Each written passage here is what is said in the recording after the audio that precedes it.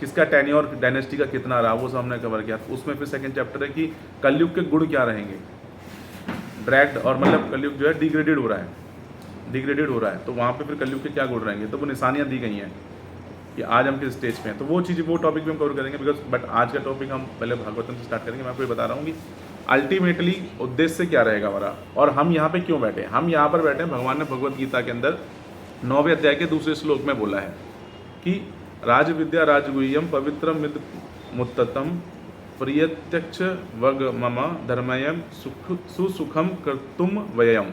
तो इसमें बता रहे हैं कि ये जो ज्ञान है ये विद्याओं का राजा है, मतलब ऑल नॉलेज, ये जो है is the king of the all knowledge.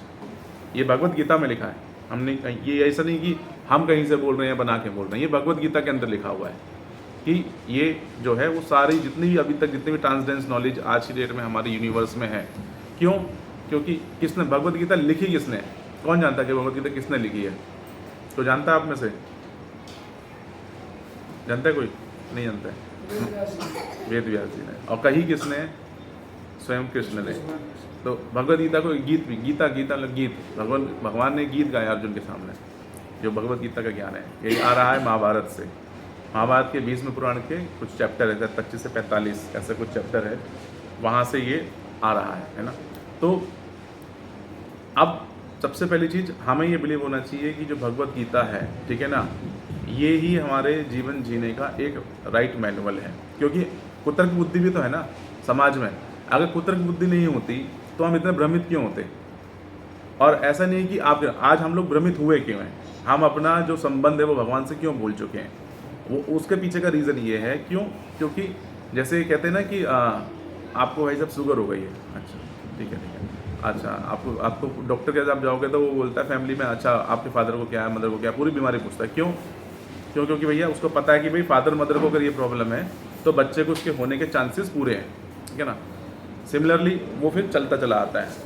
लोग बोलते हैं जी मेरे बाल सफ़ेद हो रहे हैं, ऐसे गोविंद प्रभु को बहुत लोग टोक देते होंगे, तो प्रभु जी यार इतनी जल्दी आपने बाल सफ़ेद कर लिया भाई साहब। तो हो सकता है कुछ लोग बोलते हैं भाई नहीं प्रभु जी, हमारे तो फोर फादर में ऐसे ही है कि सही एज में हो जाते हैं। तो मेरा ये मैं एक्सप्लेन करता हूँ, मेरा मानना नहीं है एक्चुअली, ये राइट ट्रूथ है एक्चुअली। द थिंग इज़ कि ये कोई हेरिडिटी नहीं है, it's a life style, it's a life style. एक फैमिली है, ठीक है ना, बनियों की फैमिली है, वो कचौड़ी पेल रही है, समोसे खा रही है, सब कुछ कर रही है ना, सुबह शाम तेल का ही चल रहा है। तो जाहिर सी बात है आप ओवरवेट हो जाओगे, जाहिर सी बात है कि उसके बाद वो अब जो उसके द्वारा आपको जो बीमारी लगनी है शरीर में आपकी आएंगी। मगर वहीं पे एक जनरेशन ने उसको ब्रेक किया, उस मिथ को ब्रेक किया, उस लाइफस्टाइल को ब्रेक किया, and he started his own journey in his और हर ओन वे, कि ना। आपने अपने रास्ता तय किया, आपको पता लगा नहीं यार ये तो लाइफस्टाइल के लिए गलत है, मेरी हेल्थ के लिए तो गलत है भाई, मैं हर टाइम तेल नहीं खा सकता हूँ, या मेरे लिए ये नुकसानदायक है, या मेरे डाइजेशन का प्रॉब्लम है तो मैं ये चीज़ नहीं खा सकता हूँ। उसने उस चीज़ को ब्रेक किया, उसने उससे परहेज किया।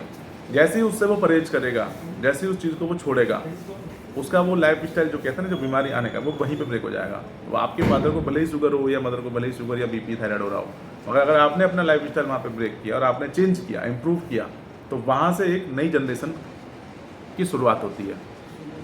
तो ये एक मैंने आपको एग्जाम्पल दिया। So this is the same pattern we are following from last 500+ years. 500+ years क्यों? क्योंकि आज से लगभग 500 वर्ष पूर्व श्री चैतन्य महाप्रभु, जो स्वयं श्री राधा कृष्ण के युगल अवतार हैं भगवान है, वो इस धरती पर उनका आगमन हुआ। और आगमन क्यों हुआ? क्यों? क्योंकि भगवान ने हमें बताया है, भगवान ने, आवाज़ तो मेरे पीछे तक आ ही रही है, सबको साउंड की जरूरत है क्या? नहीं है ना? नहीं है, ठीक है। तो भगवान ने हमको बताया है, पीछे करते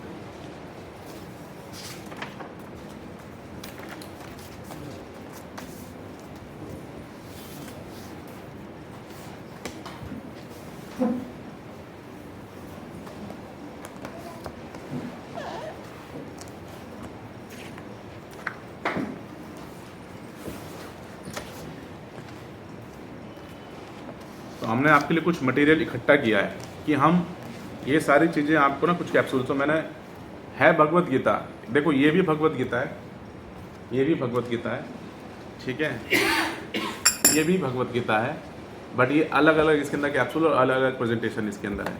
तो मैं ये 4 बुक की हेल्प से, और एक ये भी कुछ है हमारा जिससे हम क्लास फॉर्मेशन करते हैं, और इन सभी बुक्स की हेल्प से हम इस क्लास को कस्टमाइज़ कर रहे हैं। तो ऐसा नहीं कि यहाँ पे सिर्फ भगवत गीता ही है, भगवत गीता ही, मगर उसको डिफरेंट तरीके से प्रेजेंटेशन हम करेंगे। तो मैं भी थोड़ी देर पहले यही बता रहा था, गोविल रूआ थे नहीं, आप लोग नहीं थे। तो इस क्लास का जो पैटर्न है वो यही है कि इस क्लास के अंदर सिर्फ ऐसा नहीं है कि सिर्फ पुरुष ही आएंगे या सिर्फ माता जी ही आएंगे, प्रभु जी ही आएंगे, बच्चे भी आएंगे, ठीक है ना, यूथ भी आएगा, मैरिड लोग भी आएंगे, ठीक है, और बुजुर्ग लोग भी आएंगे। तो हम इस क्लास का जो पैटर्न बनाने वाले हैं वो हर किसी की ग्रोथ एट पैरेलल लेवल हो। ज्ञान सिर्फ किसी एक के लिए नहीं है, क्योंकि जनरली हम लोग इस्कॉन में क्या करते हैं, हमारा जो ज्ञान जाता है वो ऐसे जाता है कि अच्छा यूथ के लिए हमारी एक अलग प्रीचिंग चल रही है, माता जी लोगों के लिए अलग प्रीचिंग चल रही है, गृहस्थ लोगों के लिए अलग प्रीचिंग चल रही है, और वो चलती है, हम लोग करते हैं। बट ये है कॉन्ग्रीगेशनल प्रीचिंग। कॉन्ग्रीगेशनल के अंदर होता है कि गृहस्थ भी आ रहे हैं, सभी तरह का मिक्स। अब उसके लिए फिर हमें कस्टमाइज़ करनी पड़ती है। तो उसमें से वही बुक के अंदर आप यूथ के लिए भी मैसेज दिया गया है, उसी में गृहस्थ के लिए मैसेज दिया गया है, एक टॉप क्लास एडमिनिस्ट्रेटिव बंदे के लिए भी दिया गया है, एक शूद्र क्लास दास के लिए भी दिया गया है, ब्राह्मण के लिए भी दिया गया है। तो 4 प्रकार के आपके वर्णाश्रम भी हैं और 4 प्रकार के वर्ण भी हैं। तो वो सबको कस्टमाइज करने के लिए हमने यहाँ पर ये 4-5 बुक्स की हेल्प लेके हम एक पूरा कोर्स कस्टमाइज़ कर रहे हैं, और उसको हम फिर आप लोगों के सामने रखेंगे कि अच्छा हमें भगवान को कैसे जानना है, हमारा जो विस्मृत हो गया संबंध भगवान के साथ, वो हमें वापस कैसे याद करना है और क्यों याद करना है, और गीता ही क्यों। आपने पोस्टर में देखा होगा, मैंने वहाँ पे 8 टॉपिक्स दिए हुए थे, ठीक है ना। तो हमने वहाँ पे दिखाया था कि पहले हमारी आइडेंटिटी क्या है। तो हमारी आइडेंटिटी रिचुअल वर्सेस स्पिरिचुअल, तो उसके पीछे का लॉजिक देखिए। अब तो वही टॉपिक मैं भी आपके साथ कवर कर रहा था जो हमारी फैमिली वाला है ना। तो रिचुअल वर्सेस स्पिरिचुअल, ये एक टॉपिक है। ये टॉपिक क्या है कि हमारी फैमिली ने सबके घर में पूजा पाठ तो सभी घर में होता हुआ है यहाँ पे, जाहिर सी बात है, ठीक है ना, मगर और सबके घर में डिफरेंट पद्धतियाँ भी फॉलो होती होंगी, अलग अलग देवताओं को पूजा जाता होगा, है ना। और जाहिर सी बात है ज्योग्राफिकल कंडीशंस की वजह से चीज़ें चेंज हो जाती हैं। आप उत्तराखंड से, और देखो सबसे ज़्यादा यहाँ पे क्या होता है कि यहाँ पे डाइवर्सिफिकेशन बहुत है ना। एक प्रभु जी बिहार से हैं, एक उत्तराखंड से हैं, एक यूपी से हैं, मैं खुद यूपी से हूँ, ठीक है ना, कोई यूपी ईस्ट से, कोई वेस्ट से, पूरा कल्चर ही चेंज हो जाता है। तो और फिर उत्तर प्रदेश में भी अलग अलग सिटीज़ हैं, तो सिटीज़ के अंदर फिर अलग ही कल्चर चल जाता है।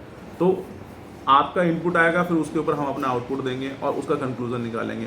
बेसिकली सारे मोतियों को एक धागे में पुरोने वाली बात है, ठीक है। यहाँ पर गीता के अंदर बताया गया है। तो पहले तो गीता क्या है, गीता के जो फर्स्ट, गीता में टोटल जो है वो 18 अध्याय हैं, 18 अध्यायों में 700 श्लोक हैं, ठीक है। और जो पहले 6 चैप्टर हैं, 1 to 6, वो कर्मयोग बताते हैं कि एक्चुअली में जो मनुष्य जाति के लिए क्या बेटर है, उसको कैसे जीना है। 3 गुणों का ज्ञान उसमें बताया गया है, उसके लिए एक राइट लाइफ स्टाइल किया है। तो पहले है ना, ये ज्ञान कहाँ से आया, क्यों पहले किसको किससे दिया गया, ये सारी चीज़ें उसके अंदर कवर हो रही हैं। तो पूरा कर्मयोग इसके अंदर है, उसमें 3 गुणों का ज्ञान है। उसके अंदर ये बताया जाएगा कि उसका आपकी बॉडी का पूरा साइंस क्या है और हमें किस एक्चुअल पोजीशन में होना चाहिए, ये सब इसके अंदर बताया जाएगा। उसके बाद भक्ति योग चलता है, भक्ति योग हेक्स्ड है, वो 7 से 12 चैप्टर के बीच में। तो 7 चैप्टर से लेकर 12 चैप्टर तक हम भक्ति योग की बात करेंगे। इसके अंदर क्या होगा, इसके अंदर पूरा इसेंस होगा, एक निचोड़ है। क्या निचोड़ है कि भैया जो हमने 6 चैप्टर तक अभी तक पढ़ा, अब उसके बाद आगे करना क्या है, उसमें आप भगवान से अपने संबंध को जोड़ते हो। पहले 7 चैप्टर में आपको ये कवर होगा कि एक्चुअली में हम भूल गए, क्यों भूल गए, ठीक है ना, और फिर हमें क्यों जोड़ना है। अब 7 से 12 में हमें कैसे जोड़ना है, ये आएगा, ठीक है ना। तो पहले व्हाट आएगा, फिर हाउ आएगा, ठीक है ना, सॉरी पहले वाई आएगा, फिर व्हाट आएगा, फिर हाउ आएगा। तो ये हमें कवर करना है। तो इसमें जो है डेली बेसिस पे जो आपको भक्ति करनी है वो कैसे करनी है, ये सब चीज़ें हम इसमें वहाँ पे कवर करेंगे। उसके बाद जो लास्ट है वो है जनन योग। अब जनन योग में क्या है कि जो आज की जो नॉलेज है, आज की जो प्रेजेंट नॉलेज है, उसमें हम भक्ति को अटेन कैसे करें। आज जो हमारे तरफ चारों तरफ जो माहौल है, तो इसमें भगवान कृष्ण ने अर्जुन को बताया कि आप कैसे भक्ति को पा सकते हो। अभी तो आपको पता लगा कि भाई भक्ति क्या है, कैसे भक्ति को बताया, तो क्या है व्हाट बताया, अब हाउ कैसे पा सकते हो, तो वो भगवान ने आगे 13 से 18 अध्याय के अंदर बताया हुआ है, ठीक है। तो ये एक पूरा गीता इन बॉक्स, और ये 3 हम तरीके से कैप्चर करेंगे। अब बात ये हो रही है कि गीता, अब जब आपने जिनके पास भी गीता है तो उसमें फर्स्ट इंट्रोडक्शन आता है, भूमिका आती है। भूमिका के अंदर लास्ट चैप्टर है, लास्ट पेज है, जिसके अंदर 7 श्लोक आते हैं, उसे हम कहते हैं गीता महात्म्य, कि गीता ही क्यों और गीता का महत्व क्या है हमारे बीच में। तो ये सारी चीज़ें उसके अंदर कवर की जाती हैं। तो उसमें से मैं आपको मेन चीज़ें अभी यहाँ पे पहले कवर करता हूँ।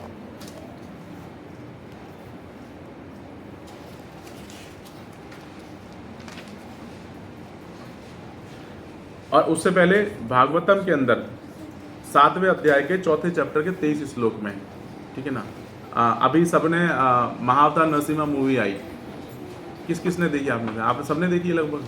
आपने देखी? नहीं देखी अभी, ठीक है। तो प्रहलाद महाराज को तो सभी जानते होंगे, प्रहलाद को सभी जानते हो, होली बनाते हो तो प्रहलाद को तो सभी जानते हो, होलिका की गोदी में बैठे वो जाके भगवान विष्णु की उन पर कृपा थी, ये एक हाई लेवल नॉलेज तो सभी को है, ये सब तो सबकी घरों में भी मिला है ना।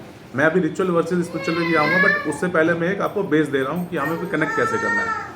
तो वहाँ पे ये बात आ रही है कि जैसे वो प्रहलाद महाराज आए तो प्रहलाद भक्त थे, हिरण्यकश्यप राक्षस था, राक्षस कुल का था, वो चाहता था कि मैं ही भगवान हूँ। तो यहाँ पर प्रहलाद महाराज से आया, उन्होंने पूछा कि बेटा तुमने गुरुकुल में क्या सीखा? तो वहाँ पे उन्होंने बताया, भागवतम के 7वें चैप्टर में आता है ये बात।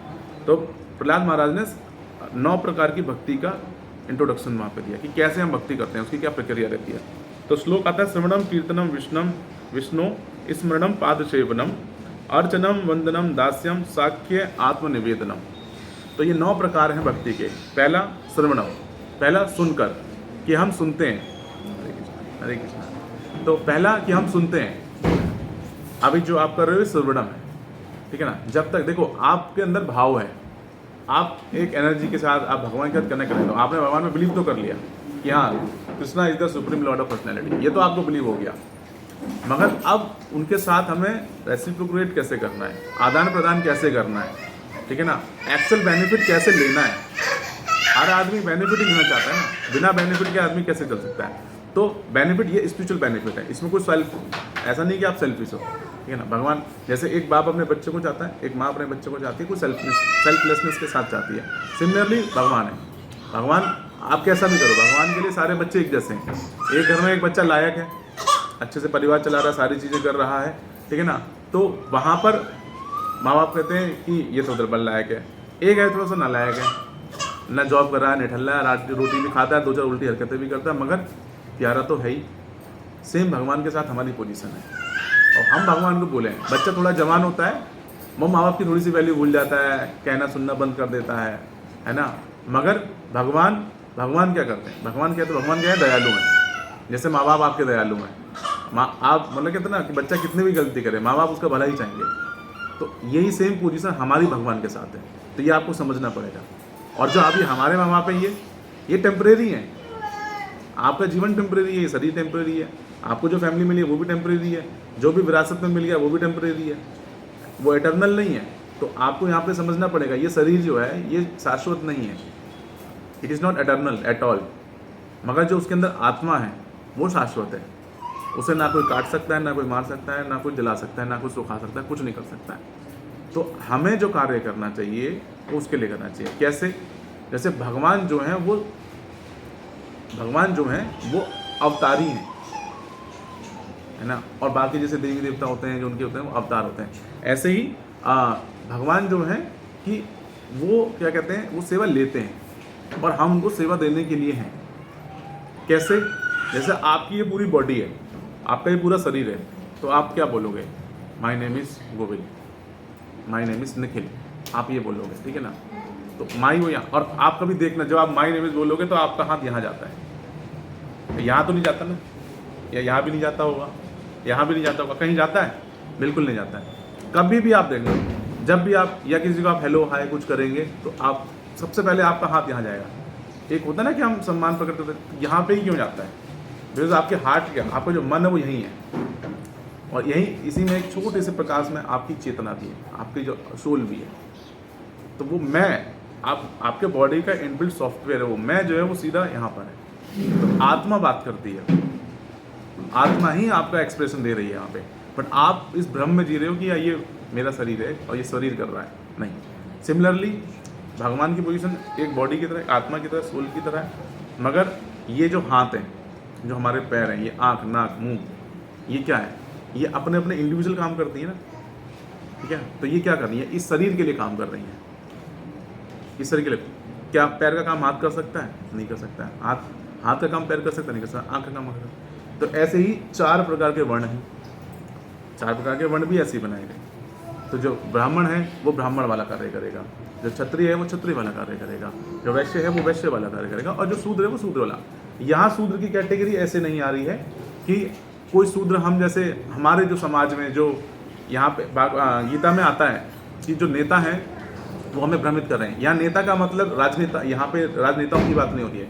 यहाँ नेता का मतलब ये है जो भी रिप्रेजेंट कर रहा है इस ह्यूमन सोसाइटी को, जो भी रिप्रेजेंट कर रहा है, जिसको भी आप आइडल मान रहे हो। अब हर किसी का आइडल कोई कोई अपना हो सकता है, किसी के अपने माँ बाप हो सकते हैं, किसी को टीचर हो सकता है, किसी का ऐसा हो सकता है कि कोई सही में नेता मोदी जी को मान सकता है कि हाँ जी ये आइडल पर्सनैलिटी है, ठीक है ना। कोई किसी देवी देवता को मान सकता है, कोई शनि देव को मान रहा है, कोई हनुमान जी को मान रहा है, सबके अपने अपने नेता हैं, है ना। देवताओं को हटा रहा हूँ मैं इस कैटेगरी से क्योंकि वो वैष्णवी हैं। मैं बात कर रहा हूँ जो मटेरियल वर्ल्ड के जो नेता हैं, वो आपको भ्रमित कर रहे हैं। क्यों? क्योंकि उनको सही में एक्चुअल ज्ञान नहीं है। जो एक्चुअल ज्ञान जो आपको मिलना चाहिए, जो आपको इस आत्मा का, जो आपको इस शरीर का जो एक्चुअल ज्ञान मिलना चाहिए, वो आपको वो नहीं दे रहे हैं। वो आपको अपना फ़ायदा पाने के लिए जो ज्ञान उनको देना चाहिए, वो आपको वो ज्ञान दे रहे हैं जिससे उनका फ़ायदा हो, ठीक है ना। मगर आपको जिस तरीके से वो यूज़ कर सके वो ज्ञान आपको वो देंगे। मगर आपकी एक्चुअली जो आत्मा का जो आपको ज्ञान है, जो दिव्य ज्ञान है, जो ट्रांसलेंस नॉलेज है, जो हमने अभी यहाँ पे बात करी कि भागवतम के अंदर जो ज्ञान दिया गया है, ठीक है ना, वो ज्ञान वो आपको नहीं दे रहे हैं। तो उसके पीछे का रीज़न क्या है? उसके पीछे का रीज़न ये है कि अगर वो ज्ञान आपको मिल जाएगा तो आप सब इंडिपेंडेंट हो लो, फिर आप उनके लिए काम करना बंद कर दोगे, आप सिर्फ अपने लिए काम करोगे। यहाँ तक कि आपका परिवार भी आपको सही ज्ञान नहीं दे रहा है। क्यों? क्योंकि सबका एक दूसरे का कोई ना कोई स्वार्थ जुड़ा हुआ है। पति का पत्नी के साथ, पत्नी का पति के साथ, माँ का बाप के साथ, है ना, बाप का बेटे के साथ, बेटे का बाप के साथ, सब आपस में इंटरकनेक्टेड हैं। पिता बोल रहा है मैं अपने पुत्र के लिए कमा रहा हूँ, पुत्र बोल रहा है कि अच्छी खासी 2-5 करोड़ की प्रॉपर्टी खड़ी करी है, सेवा करूँगा तो मिल जाएगी। वो सोच रहा है कि मेरी रिटायरमेंट की लाठी है तो ये मेरे लिए पालन पोषण करेगा। बहुत कम लोगों को शाश्वत ज्ञान हो पाता है। जब शाश्वत ज्ञान होता है तो फिर मोह छूट जाता है। तो वो मोह छुड़ाने का काम जो है भगवत गीता करती है। मोह छुड़ाने का मतलब ये नहीं कि आप जिम्मेदारियों से मुक्त हो गए, आपको आपका परिवार छोड़ने को कोई नहीं कहेगा। ये नहीं है कि कल को आप माता पिता तुम तो सेल्फिश लोग, हम तुम्हें छोड़ रहे हैं, ये नहीं कह रहे हैं। मगर वहाँ पे धर्म के अनुसार आपका कर्तव्य आपके माता पिता के साथ, आपके गृहस्थ जीवन में क्या है, आपके बच्चों के प्रति क्या है, ये आपको जानने को मिलेगा। तो सही क्या है? शास्त्रों में ये वर्णन आया है कि एक पिता को जब तक एक संतान पैदा करने का कोई भी राइट नहीं बनता जब तक उसको उसका कल्याण करने जितनी नॉलेज ना हो। नहीं तो क्या है, आपने पैदा कर दिया, वो जीवन में कुछ भी करेगा, उसका कोई कल्याण, तो कल्याण कैसे होगा?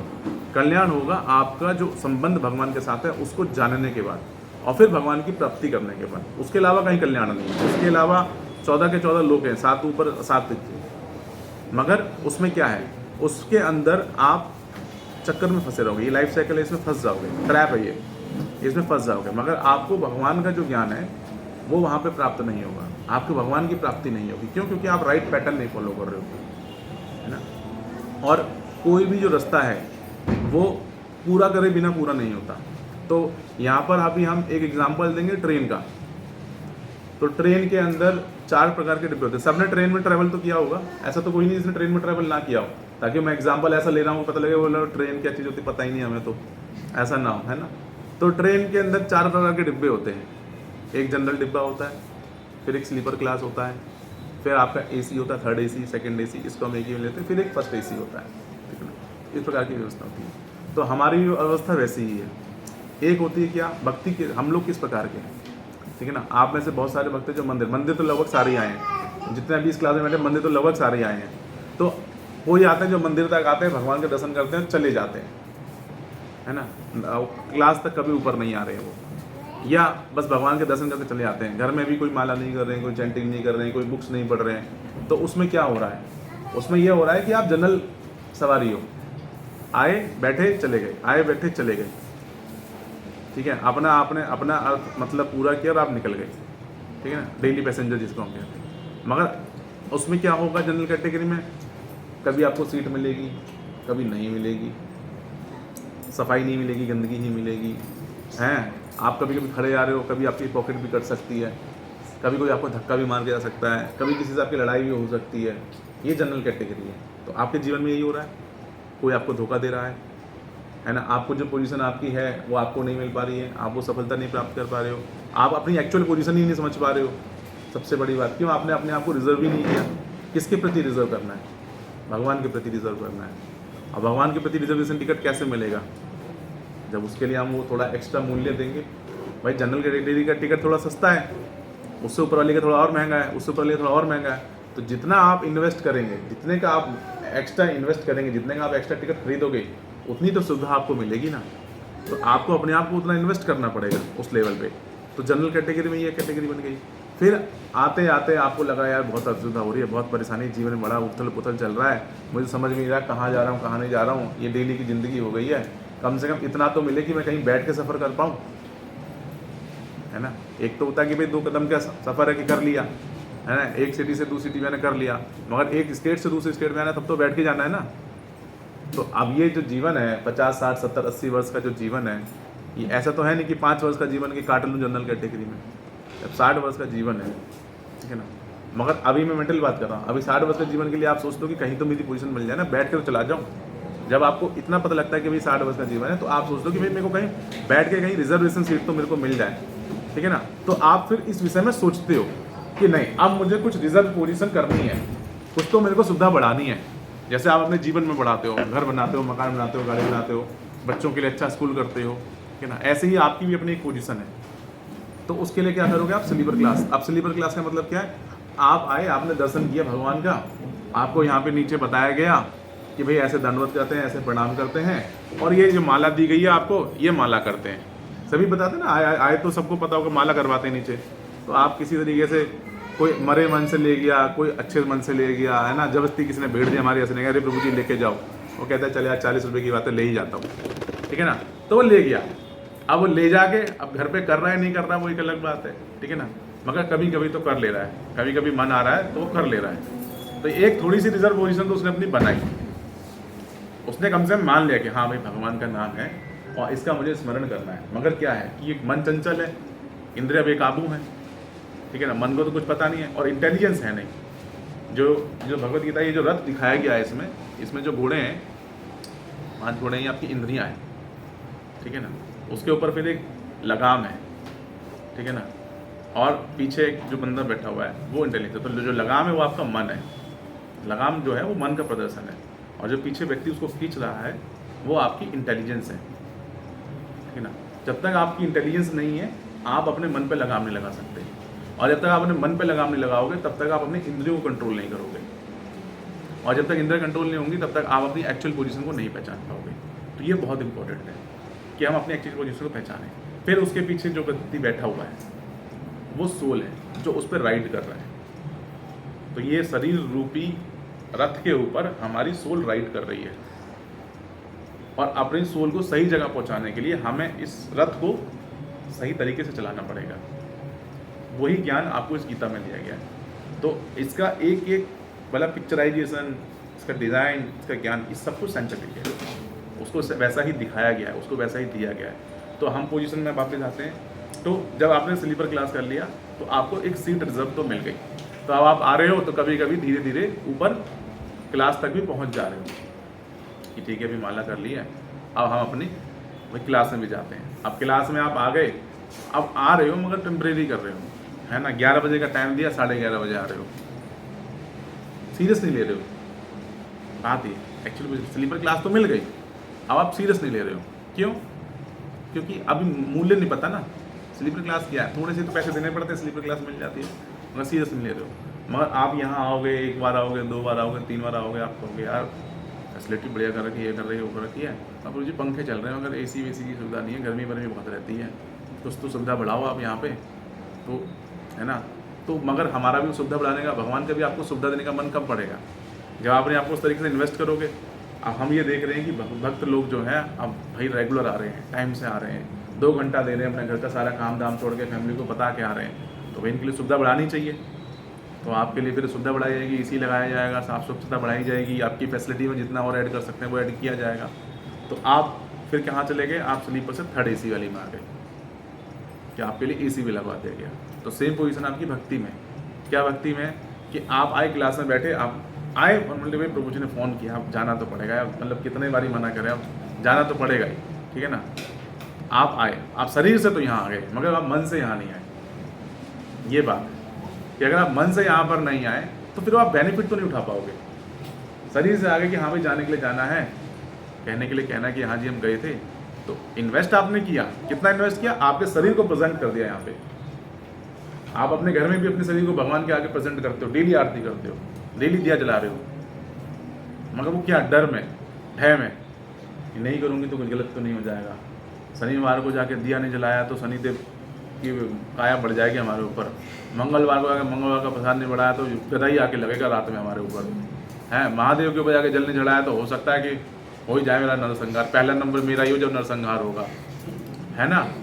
तो आप इस डर में कर रहे हो। ऊपर से फिर हमारे पास ही ये भागवतम लेके बैठे हम हैं। इसी भागवतम के अंदर हम आगे आगे आपको बताएंगे कि नरक का चैप्टर बताएंगे, कढ़ाई में तले जाओगे, हैं, लोहे के गर्म सरिये से लगाए जाओगे, ऐसी नदी पे डाल दिए जाओगे जहाँ इतना भाव तेज है कि बह के निकल जाओगे, उसमें खून बह रहा है।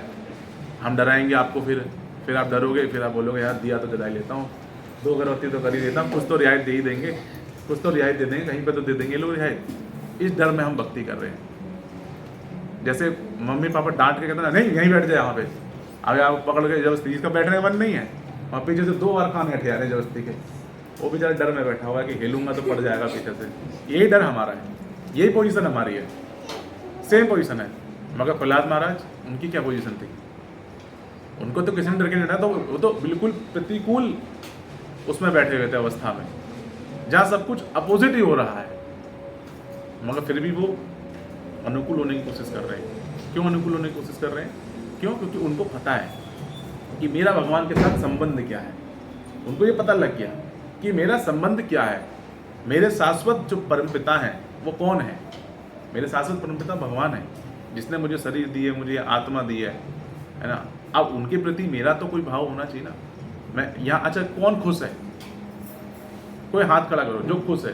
खुश है कोई? जिंदगी में कहीं कोई दिक्कत नहीं चल रही है? दिक्कत है। हाँ, वो भक्ति के मार्ग में वैसे खुश है ना। हाँ, मगर वैसे भौतिक जगत में पूछ रहा हूँ, भौतिक जो रिश्ते हैं, जो संबंध है, उससे कौन खुश है? वो कभी खुश नहीं होंगे, हम चाहे कितना भी हाँ, करें। तो कहने का मतलब है कि भौतिक जगत में आप कितनी सुख सुविधा आ जाए। अंबानी खुश नहीं है, अंबानी का बेटा डमरू होकर घूम रहा है। हाँ, है ना। मतलब मैं ऐसी लैंग्वेज में ना कि आप समझ लो, कहना कि ज़्यादा देर वो सीरियस वाले वे में दूंगा तो आप ले नहीं पाओगे, थोड़ी देर में ऐसे कर लोगे, ठीक है ना। तो वहाँ पे घूम रहे हैं, वो परेशान है बेचारा, क्या होगा। विवेक ने इतना बड़ा एम्पायर खड़ा कर दिया, अभी 2 बेटे संभालेगा कौन है? तो उसको अपनी चिंता है कि पैसा दो कितना है।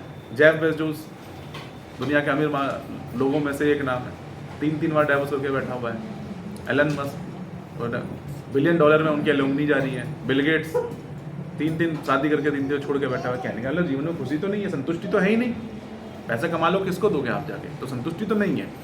मतलब ये बड़े एग्जाम्पल है जो कहते हैं कि नहीं प्रभु जी कुछ तो करना है, कुछ तो करना है। अरे करना है, मगर इसमें बताया गया है, भगवद गीता में आगे आएगा कि जब आप भगवान के प्रति अपनी सेवा देना स्टार्ट कर देते हैं तो आपके सारे संसाधनों की पूर्ति भगवान करते हैं। उसका एग्जाम्पल आपको देते हैं हम, ट्रस्ट करने के लिए। जो हम बोल रहे हैं उस पर आप ट्रस्ट कर पाओ। एक बात बताइए, आपको जीने के लिए क्या क्या चाहिए? ऑक्सीजन चाहिए, तो वायु कौन दे रहा है? एलन मस्क तो नहीं दे रहा ना, कि सबसे ज़्यादा पैसा है भाई, फोर्ब्स के हिसाब से तो सबसे ज़्यादा पैसा उसी के पास है। या कोई दुबई का शेख भी नहीं दे पा रहा है आपको, वो तो भगवान ही दे रहा है, प्रकृति ही आपको दे रही। प्रकृति किसकी है? भगवान की, ठीक है ना। तो अभी इसमें आएगा कि क्या क्या है, अभी मैं पंटरा के कवर करूँगा कि गीता में क्या क्या है, मगर देने वाला कौन है? देने वाला भगवान ही है। जल कौन दे रहा है? कोई दे रहा है। भगवान चाहे तो वही सीमित मात्रा में जल देंगे, आपकी प्यास बुझाएंगे। भगवान जो है वो सीमित मात्रा में देंगे, आपको डुबो भी देंगे, फिर आप परेशान होते घूमोगे। सब भगवान इज कंट्रोलर, ये भी गीता में बताया। He is the only controller who can control everything. ये हमें पहले समझना है कि भगवान की पोजीशन क्या है, मेरी पोजीशन क्या है। फिर हमें समझना है कि अब मेरा संबंध क्या है ना। अब संबंध बनाना क्यों जरूरी है? अच्छा जी, कंट्रोलर तो है, समझ में आ गया, भगवान है ये भी समझ में आ गया। संबंध बनाना क्यों जरूरी है? संबंध बनाने से क्या बदल जाएगा? संबंध बनाने से ही बदल सकता है कि मान लीजिए कि अभी आपके प्राइम मिनिस्टर पीएमओ डिपार्टमेंट में किसी का जानकारी हो, मैं तो कहता हूँ नरेंद्र मोदी के साथ सीधी जानकारी है आपकी, है ना। तो आप मुझे बताइए, आपको कोई परेशानी आने वाली है? आपने ये फ़ोन घुमाना है कि साहब ये काम है, कुछ करवा दीजिए, तुरंत होगा आपके लिए काम। होगा नहीं होगा? क्यों? क्योंकि आपका डायरेक्ट संबंध है। तो जो पूरी प्रकृति का कंट्रोलर है, जिसने आपको शरीर दी है, आत्मा दी है, ठीक है ना, ये सारा जो संसाधन जो आपके जीने के लिए इस भौतिक जगत के अंदर दिया गया, अगर उसने दिया है तो इस भौतिक जगत में चलने वाली हर चीज़ तो उसी के पास है ना। कैसे उसके पास है? वो ऐसे है, थोड़ा सा उसका मैं आपको यहाँ पे दे देता हूँ ताकि आप और कनेक्ट कर पाओ।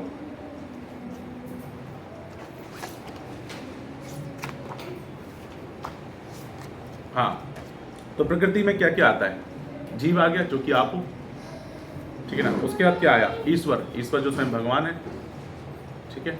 उसके बाद क्या रहा? प्रकृति, जिस जो संसाधनों की हम बात कर रहे हैं, और फिर काल, समय, समय को कंट्रोल नहीं कर सकता तो समय का अपना खेल है, ठीक है। और कर्म, जो आप कर्म कर रहे हो, ये जो प्रकृति में जितने कर्म हो रहे हैं, इन्हीं सभी के ये जो की टॉपिक्स हैं पूरे भगवद गीता के, यही 5 की टॉपिक्स हैं।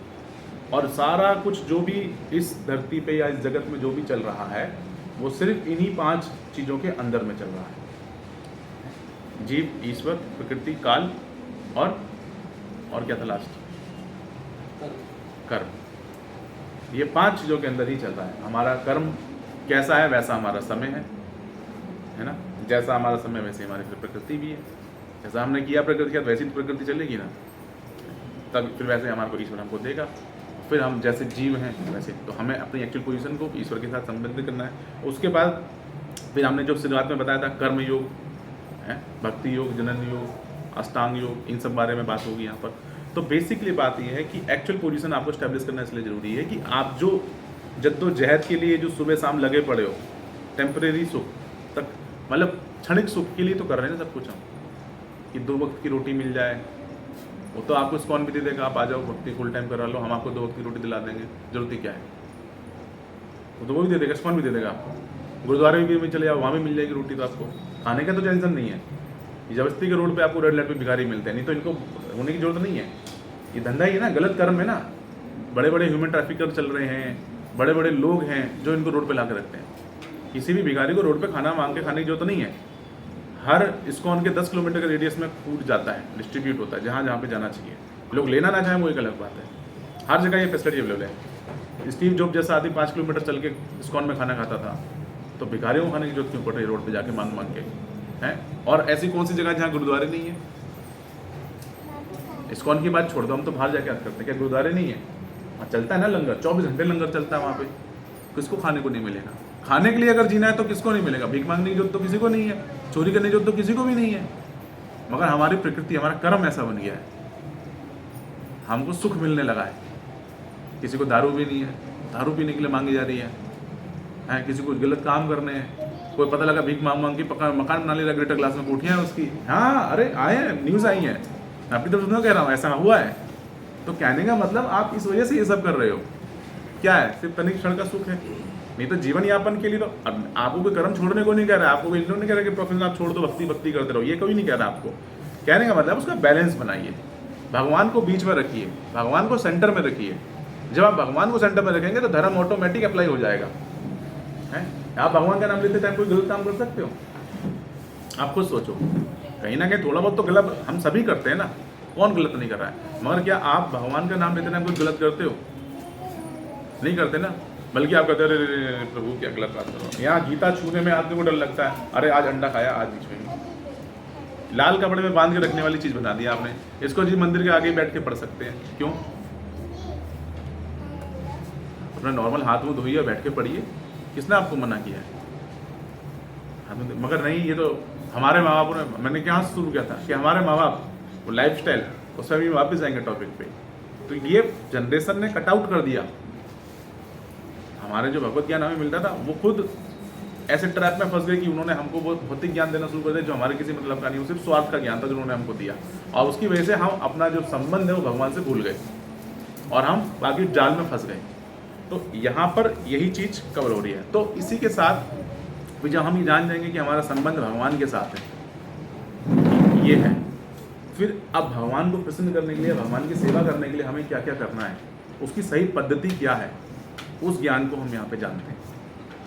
और उस पद्धति को फॉलो करने के लिए फिर हमें अपने अंदर क्या परिवर्तन लाने पड़ेंगे, हमें कैसे सीरियस होना पड़ेगा। तो वापस जब हम 3rd AC क्लास में पहुँचे, 3rd AC के डिब्बे में हम पहुँचे, तो आप बोले कि नहीं यार अब क्लास तक आ रहे हैं, टाइम लगा रहे हैं, बैठ भी रहे हैं, तो अब फिर ये ज्ञान ऐसा है, देखो आपकी इच्छा ना हो, मगर जब आपको इंटरेस्ट मिलता है, जो टॉपिक मिलता है, भगवान के अंदर जितने गुण हैं वो गुण हमारे अंदर भी हैं, बस क्वांटिटी का फर्क है।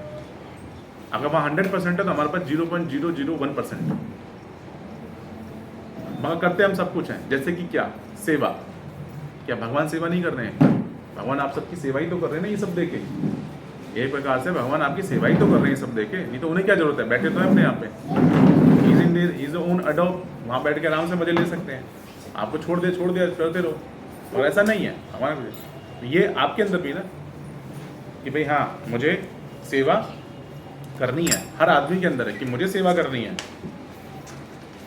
आप सेवा कैसे कर रहे हैं? अब हम सेवा ऐसे कर रहे हैं जी कि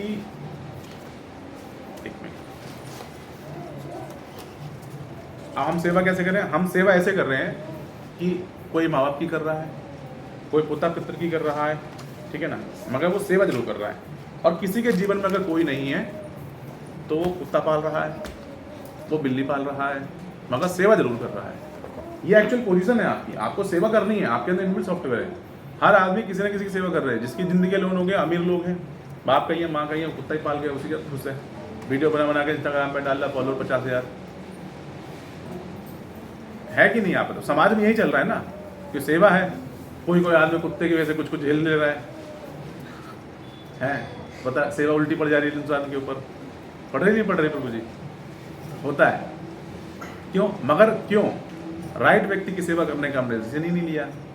आप सही आदमी की सेवा करोगे तो आपको ऐसे लफड़ों में फंसोगे ही नहीं। जिंदगी में माँ बाप अपने पुत्र की सेवा करते हैं, बाद में जुआरी कमाने निकल जाता है, फिर कहते हैं लो क्या किया। पुत्र पिता की सेवा करता है, पता लगा बाप भी जुआरी निकल गया, अब वो टेंशन होने लगे, प्रॉपर्टी बेच दी, अब वो रोड पे है। पति पत्नी की सेवा करती रहती है, और पति पत्नी की सेवा करता है, लास्ट में वो ड्रम में काट के डाल देती है।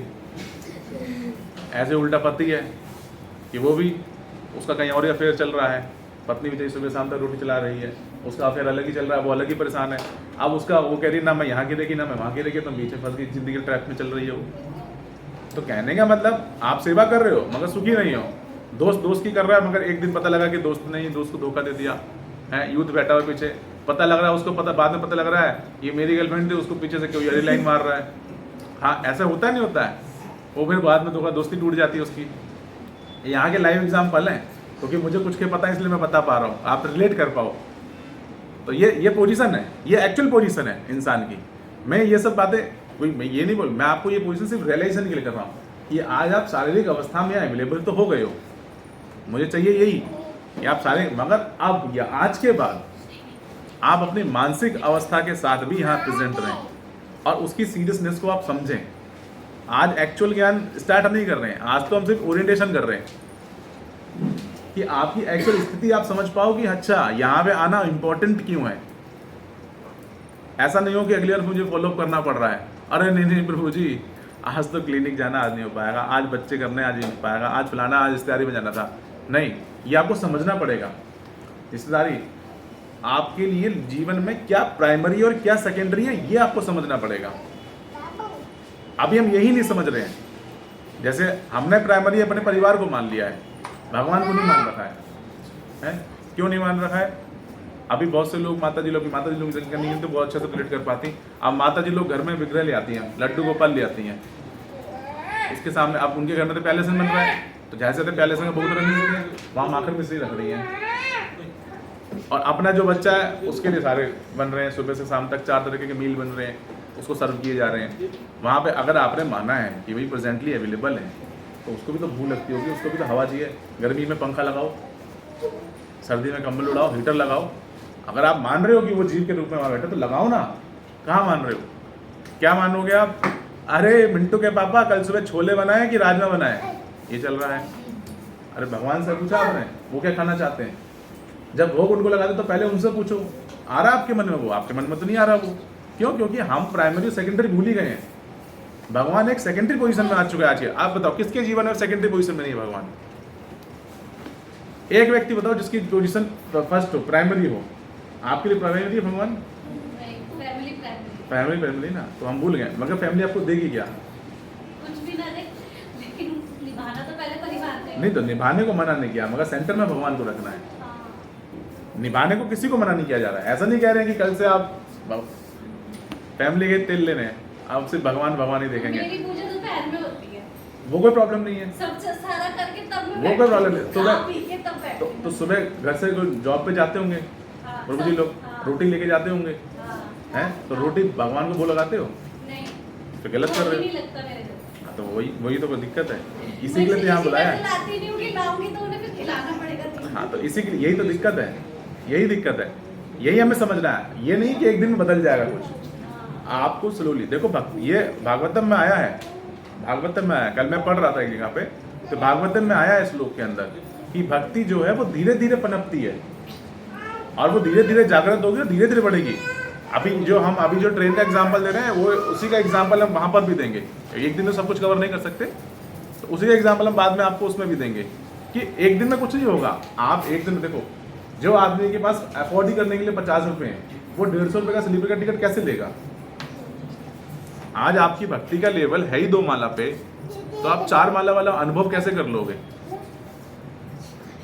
और आज आप अगर 8 माला कर रहे हो और आप 2 श्लोक पढ़ रहे हो, तो जो अनुभव वो है, तो एक जो 16 माला कर रहा है और जो जिसके नियम में डेली ही भागवतम में है, तो उसके अनुभव में और आपके अनुभव में डिफरेंसेस तो होंगे, उसकी सेवा में आपके सेवा में डिफरेंसेस तो होंगे, उसकी अंडरस्टैंडिंग और आपकी अंडरस्टैंडिंग में डिफरेंसेस तो होंगे। तो क्योंकि कोई अपराध नहीं कर रहे हो आप, मगर अपराध ये होगा कि जानने के बावजूद भी हम अपने आप को एलिवेट ना करें। जैसे आप अपने पर्सनल जीवन में अपने आप को एलिवेट करना चाहते हो कि आज 2 लाख कमा रहे हो, कल 4 लाख कमाना है, इच्छा जागृत रहती है, हमेशा रहती है।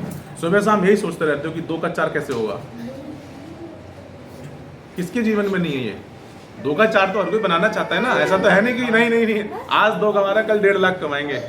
ऐसा कोई है यहाँ पे कि जो अपनी स्थिति को डाउन करना चाहता है?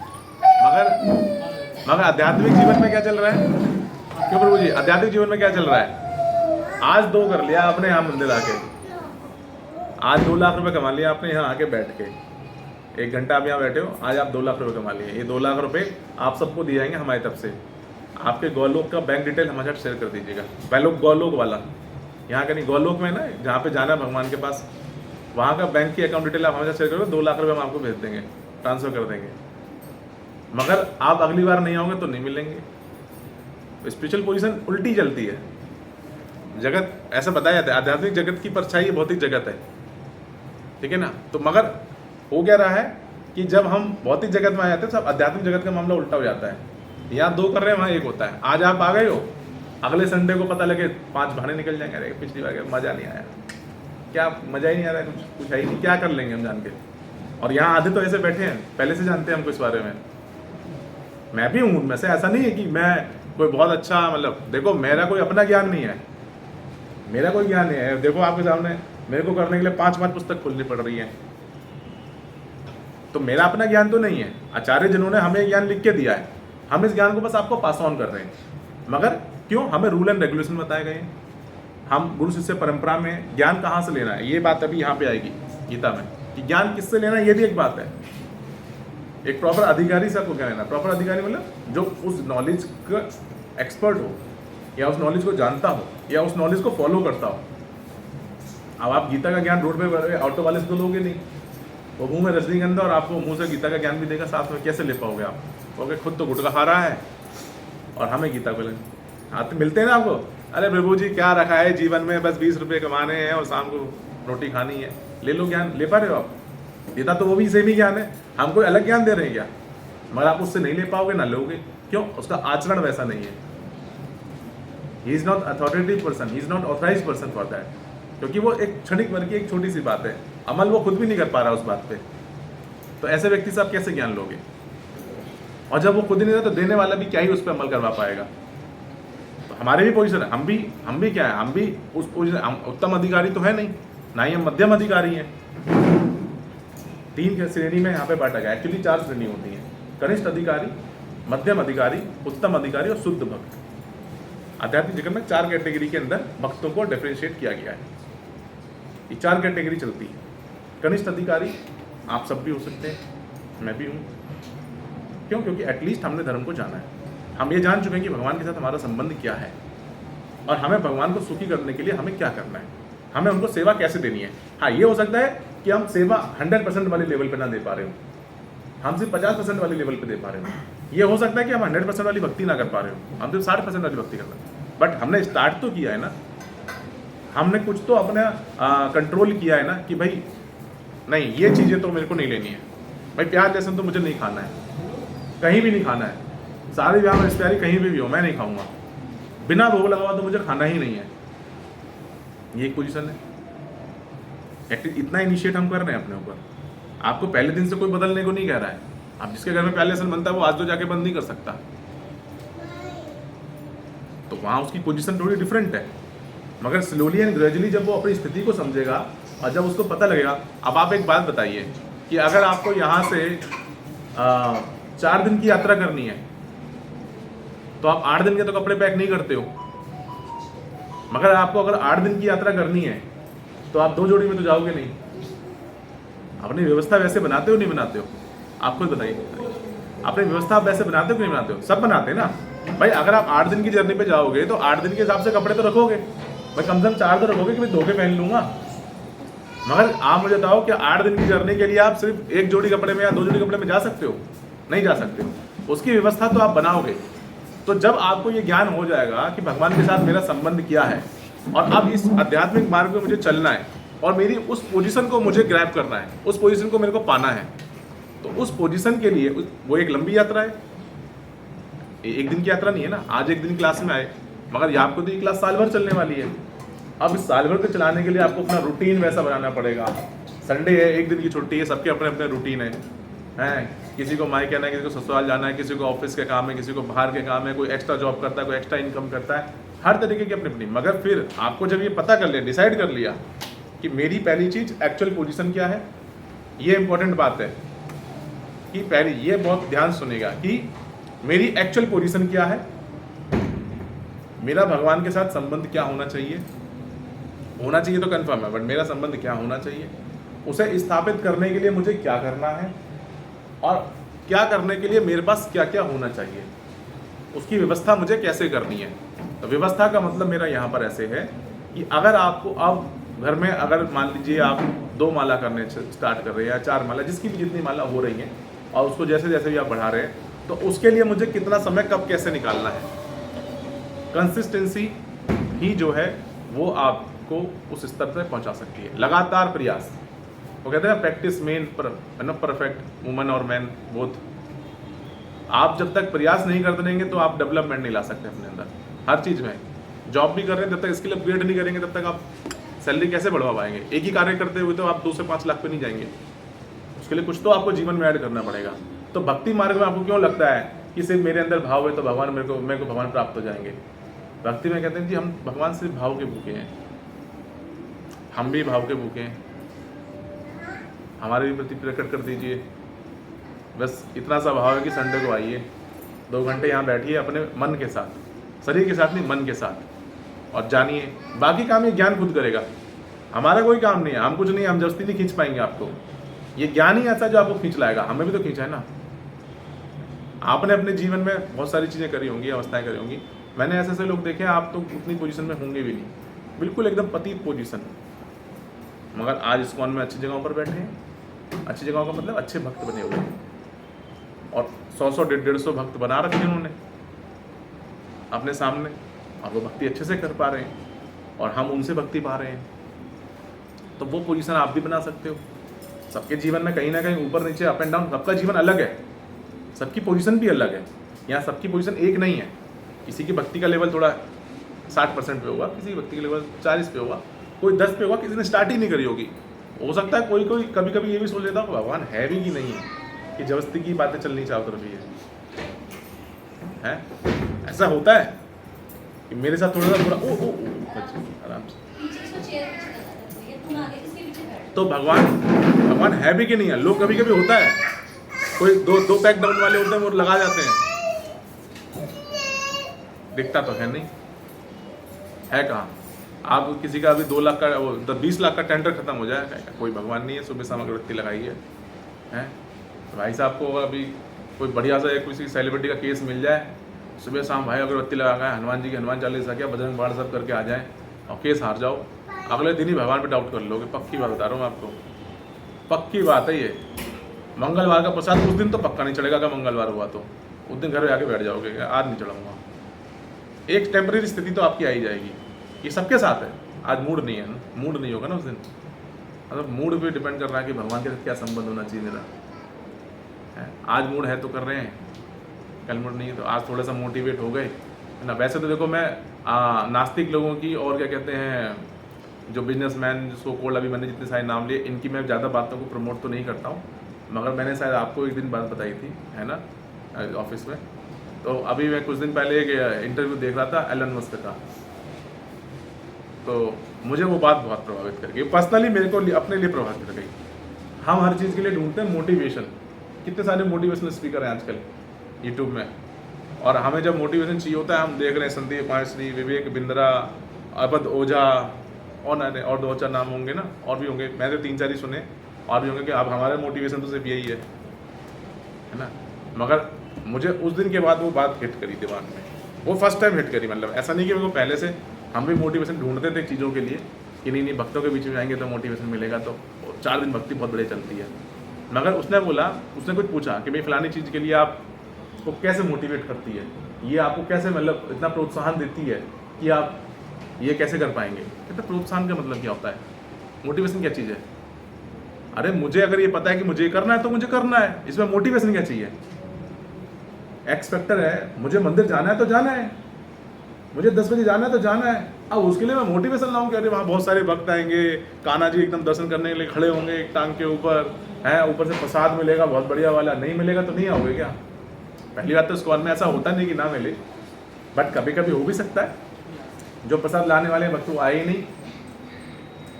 हाँ फिर आप कहो भैया आपने लिखा था पोस्टर में प्रसाद दोगे, आज आपने प्रसाद नहीं दिया, अब हम नहीं आएंगे। हाँ एक बार एक भक्त थे, अरे जी प्रसाद नहीं मिला सही में, अरे जी प्रसाद नहीं मिला। मैंने कहा प्रभु जी गोविंदा में हालो चल के और क्या कर सकते हैं। एक बार हमने कराया, प्रसाद खत्म हो गया, एक बार हमने पूरी मंडली को जाकर गोविंदा में प्रसाद कराया। होता है प्रसाद के लिए लोग आते हैं लोग, अरे आधे लोग तो सिर्फ प्रसाद के लिए, आधे लोग तो इस्कॉन की खिचड़ी खाने के लिए खाली इस्कॉन आते हैं। भगवान का दर्शन तो उनके घर के बालों वाले मंदिर में होता है। अरे मतलब सही बताओ कितने लोग खिचड़ी से जुड़े हैं, इस्कॉन की खिचड़ी से कितने लोग जुड़े हैं यहाँ पे, है ना। एक ये तो भाई एकदम फेमस है, ये बताते हैं एक तो मैं खिचड़ी खाता भी हूँ और जितने वृंदावन जाता हूँ बंटवाता भी हूँ। अच्छी बात है, भगवान ही तो प्रेरित करते हैं ना हमारे अंदर ज्ञान कैसा होता है। तो बात ये है कि हमारे को अपनी एक्चुअल पोजीशन समझनी है कि भाई मेरी एक्चुअल पोजीशन क्या है, मैं कितना पतित हूँ और भगवान ने मेरे ऊपर कितनी दया कर रखी है। कोई तो मेरा साथ दे नहीं रहा है, कौन ही साथ दे रहा है, कोई मेरा साथ दे रहा है क्या यहाँ पे, आप मुझे बताओ। यही मैंने बोला था ना, क्वेश्चन कर लो ना, आपके आस पड़ोस में देख लो ना। मैं ये नहीं कह रहा पोजीशन अच्छी है, हाँ कब हो सकता है। अच्छा अब इसमें हमारे आचार्य श्री प्रभुपाद ने इंट्रोड्यूस किया, क्या इंट्रोड्यूस किया, मॉर्निंग प्रोग्राम, भक्ति से जोड़ने का मॉर्निंग प्रोग्राम। अगर आप एक बात बताओ, अभी हम यहाँ बैठे हैं और यहाँ भगवान कह रहे सेंटर में कौन है, भगवान। क्या बात करें, सारी बात भगवान की हो रही है। अब ये बात करते हुए आपके मेरे बीच में लड़ाई हो सकती है, अनलेस या तो आप भगवान को गलत बोल दो या मुझे गलत, मतलब मुझे बोलोगे तो भी चल जाएगा, या अनलेस आप भगवान को गलत बोल दो या मैं आपके किसी विश्वास को गलत बोल दूं कि नहीं जी। उसके अलावा क्या मेरी लड़ाई हो सकती है आपसे भी। आप सही बताइए, सोचिए, हम किसी बात पर लड़ाई कर सकते हैं यहाँ पे बैठ के, क्यों, क्योंकि भगवान सेंटर में, बात भगवान की कर रहे हैं ना, मेरा कोई स्वार्थ है। मैं आपसे कोई पैसे तो नहीं ले रहा इस क्लास को देने के, ये नहीं जी 250 रुपये रजिस्ट्रेशन करोगे तभी क्लास होगी आज, तो फिर जाते टाइम 250 रुपये चले जाना। हाँ 250 रुपये लेके ये हो सकता है कि गीता दे दूँ, प्रभु जी ये गीता ले जाना, अगर नहीं है घर में तो ये जरूर कर सकता हूँ। इसलिए डिस्प्ले पे लगाइए, जिनके घर में नहीं है तो ले जाइएगा। और वैसे जनरली 250 की मिलती है, इस क्लास में रेगुलर आने वालों के लिए डिस्काउंट है, उनको हम 200 रुपये में गीता देंगे, कहीं नहीं मिलती, सिर्फ इस क्लास के लोगों के लिए। मगर यही अगर आपने बीज अपने घर में बो दिया, जो गृहस्थ जीवन में है, आपके पति हैं, आपके बच्चे हैं, आपने धीरे धीरे वो बीज अपने घर में बो दिया। मैं ये नहीं कह रहा आपने भक्त बना दिया, आपने वो बीज बो दिया, किसी प्रकार से वो इस कार्यक्रम से जुड़ गए, किसी प्रकार से भगवान के नाम से जुड़ गए, और उन्हें भी वो एक्चुअल पोजीशन समझ में आ गई कि भाई असली में तो हमें भगवान से ही जुड़ना है, तो फिर आपके बीच में लड़ाई नहीं होगी। फिर माता जी आप अगर 20 मिनट रोटी लेट भी दोगे तो चल जाएगा। पति को पता है कि हाँ भाई भोग लगाएगी तभी तो देंगे, ऐसे कैसे दे देगी, ठीक है ना। या कोई प्रभु जी बेचारे अकेले ही हैं, माँ बाप कहेंगे कि अरे नहीं अब भक्त है, ठीक है भक्ति में आ गया, कम से कम दारू पीने तो नहीं जाएगा, कम से कम बिगड़ तो नहीं जाएगा, रोड पे पता लगे कितने दारू पे एक्सीडेंट कर दिया, चला ही गया, तो खुश हो जाएंगे वो, उनको पता है भगवान के मन चल रहा है। माँ बाप भी सेम आ जाएंगे, माँ बाप भी खुश कि चलो हमारा बेटा हमको यहाँ पे लेके आ रहा है, यहाँ पे लेके आ रहा है। तो सिमिलर वे में आपके घर में भक्ति, बच्चे खुश, बच्चों को आप ला रहे हो, बच्चे भी खुश होंगे, बच्चों को आप शुरू से देंगे। हमारे बच्चों के हम स्कूल में जाते हैं, हम सरस्वती शिशु मंदिर में, वहाँ पे सिंपल सा लिखा हुआ है। ऐसा था कौन चाहता है कि मेरा बेटा शराबी बने? कोई चाहता है ये मेरी बेटी शराबी बने? हैं? कभी देखा आपने ऐसा इंसान? देखा है तो बताओ। मैंने देखा है, यही घोर कलयुग मैंने देखा है। मैं आपको बताता हूँ, मेरे ऑफिस में एक लड़की है, मेरे साथ ही काम करते हैं, बीवी काम करती है। तो हमारे ऑफिसों में पार्टियाँ होती हैं, डिस्क वगैरह में, क्लब वगैरह में। तो आजकल तो सोसाइटी ना हाई सोसाइटी वाला स्टैंडर्ड होना चाहिए हमारा। तो वो 3 साल के बच्चे को वहाँ पे ले आई। मैंने कहा भाई इसे क्यों लाई हो आप यहाँ पे? कहते हैं अरे नहीं अब अभी से लाएंगे तो उसको लाइफ स्टाइल पता लगेगा ना कैसे होता है। मतलब बेसिकली तुम दारू पिलाना सिखाना चाहते हो अपने बच्चे को? नहीं नहीं नहीं नहीं नहीं। अरे मैंने कहा वही तो हो रहा है यहाँ पे, और क्या, यहाँ कौन से तुम्हें वहाँ पे गीता ज्ञान मिलने वाला है? भाई हम तो यही बात करते हैं जहाँ जाते हैं, हम तो क्लब में भी यही बात करते हैं। बस ये कि क्लब में जाते हैं मुँह धो देते हैं। अब जाना पड़ता है कभी मजबूरी में, साल में एक बार तो जाना ही पड़ता है ऑफिस की पार्टियों में। उस टाइम मुँह धो देते हैं हम लोग, और क्या तिलक लगा के जाएंगे तो कोई वीडियो बना के डाल देगा, देखिए इस कौन का वक्त आया क्लब में, डाल देगा क्लिप 1 मिनट में, उसे क्या फ़र्क पड़ेगा। और हम तो वहाँ भी होते थे क्या क्यों लेके आए हो, लिटरली है हमारे ऑफिस में ऐसे लोग हैं। 3 साल के बच्चों को तुम क्या कल्चर सिखाना चाहते हो बाहर ले आके? तो गलती किसकी है? माँ बाप की है ना, और हमारे माँ बापों की। अच्छी बात है आपके घर में ऐसे संस्कार ना हो, मगर लोगों के माँ बाप करते हैं बेचारे। मैंने तो गुजरों के सारे बच्चे देखे, अब मतलब माँ बाप दारू पी रहे हैं, बच्चा बेचारा डॉक्टर निकल रहा है, वकील निकल रहा है, और बहुत सारी चीज़ निकल रही है। बच्चा बेचारा शुद्ध एकदम भक्त हो रहा है, और बाप एकदम हिरण्यकश्यप हुआ जा रहा है। एग्जाम्पल तो हिरण्य का सतयुग के टाइम से ये सोच लो आप, सतयुग के टाइम से एग्जाम्पल दिया हुआ है। वहाँ आदमी वैसे परेशान हो रखा है। तो कहने का मतलब मेरी एक्चुअल पोजीशन क्या है हमें समझनी है, और जब आप अपने परिवार को जोड़ दोगे तो आपके लिए आसान हो जाएगा। और ऐसा नहीं कि आप अपने से ही, मतलब अभी कल मैं बता रहा था कि आपकी जेब में जब तक 100 रुपये ना हो ना, तो आप किसी को 10 रुपये के देने लायक काबिल नहीं हो। भाई आप कैसे किसी को 100 रुपये नहीं है तो 10 रुपये का लोन आप कैसे किसी को दोगे? आप 10 रुपये कैसे किसी की मदद कर सकते हो? भाई पैसे होने चाहिए ना आपके। चलो मैं कहूँ 10 रुपये तो होने चाहिए, 100 रुपये की तो बात बढ़िया थी। हमने एक कैपेसिटी की बात करी कि भाई 100 रुपये वाले 10% का हिस्सा दे सकता है। उसी को करोड़ में देखो तो 10 लाख तो दे सकते हो, 50 लाख खुद उठा के दे दोगे अपनी जेब से। तो कहने का मतलब कैपेसिटी की बात है ना, कि आप किसी को 10 रुपये तो जब भी दे सकते हो जब आपकी जेब में 100 रुपये हैं, या कम से कम 10 रुपये। पूरा भी न्यौछावर कर दो तो कम से कम 10 रुपये तो हो, मगर जब है ही नहीं तो दोगे कहाँ से आप? तो सेम चीज़ ये है, भक्ति की है। अभी आज आप आज क्लास में आए, आज आपने 2 मिनट का ज्ञान सुना, शाम को जाके वही सारा विस्तार अपने घर में कर दिया। खुद की अभी एनर्जी है नहीं, और वो विस्तार हम कर रहे हैं समाज में जाके। तो फिर क्या होगा? तो जितना है उतना ही दोगे, फिर क्वेश्चन आएगा, फिर आर्गूमेंट हो जाएगा, फिर लड़ाई हो जाएगी, अगली बार क्लास में नहीं आओगे। मैं बता रहा हूँ यही होता है, आधी से ज़्यादा बार यही होता है।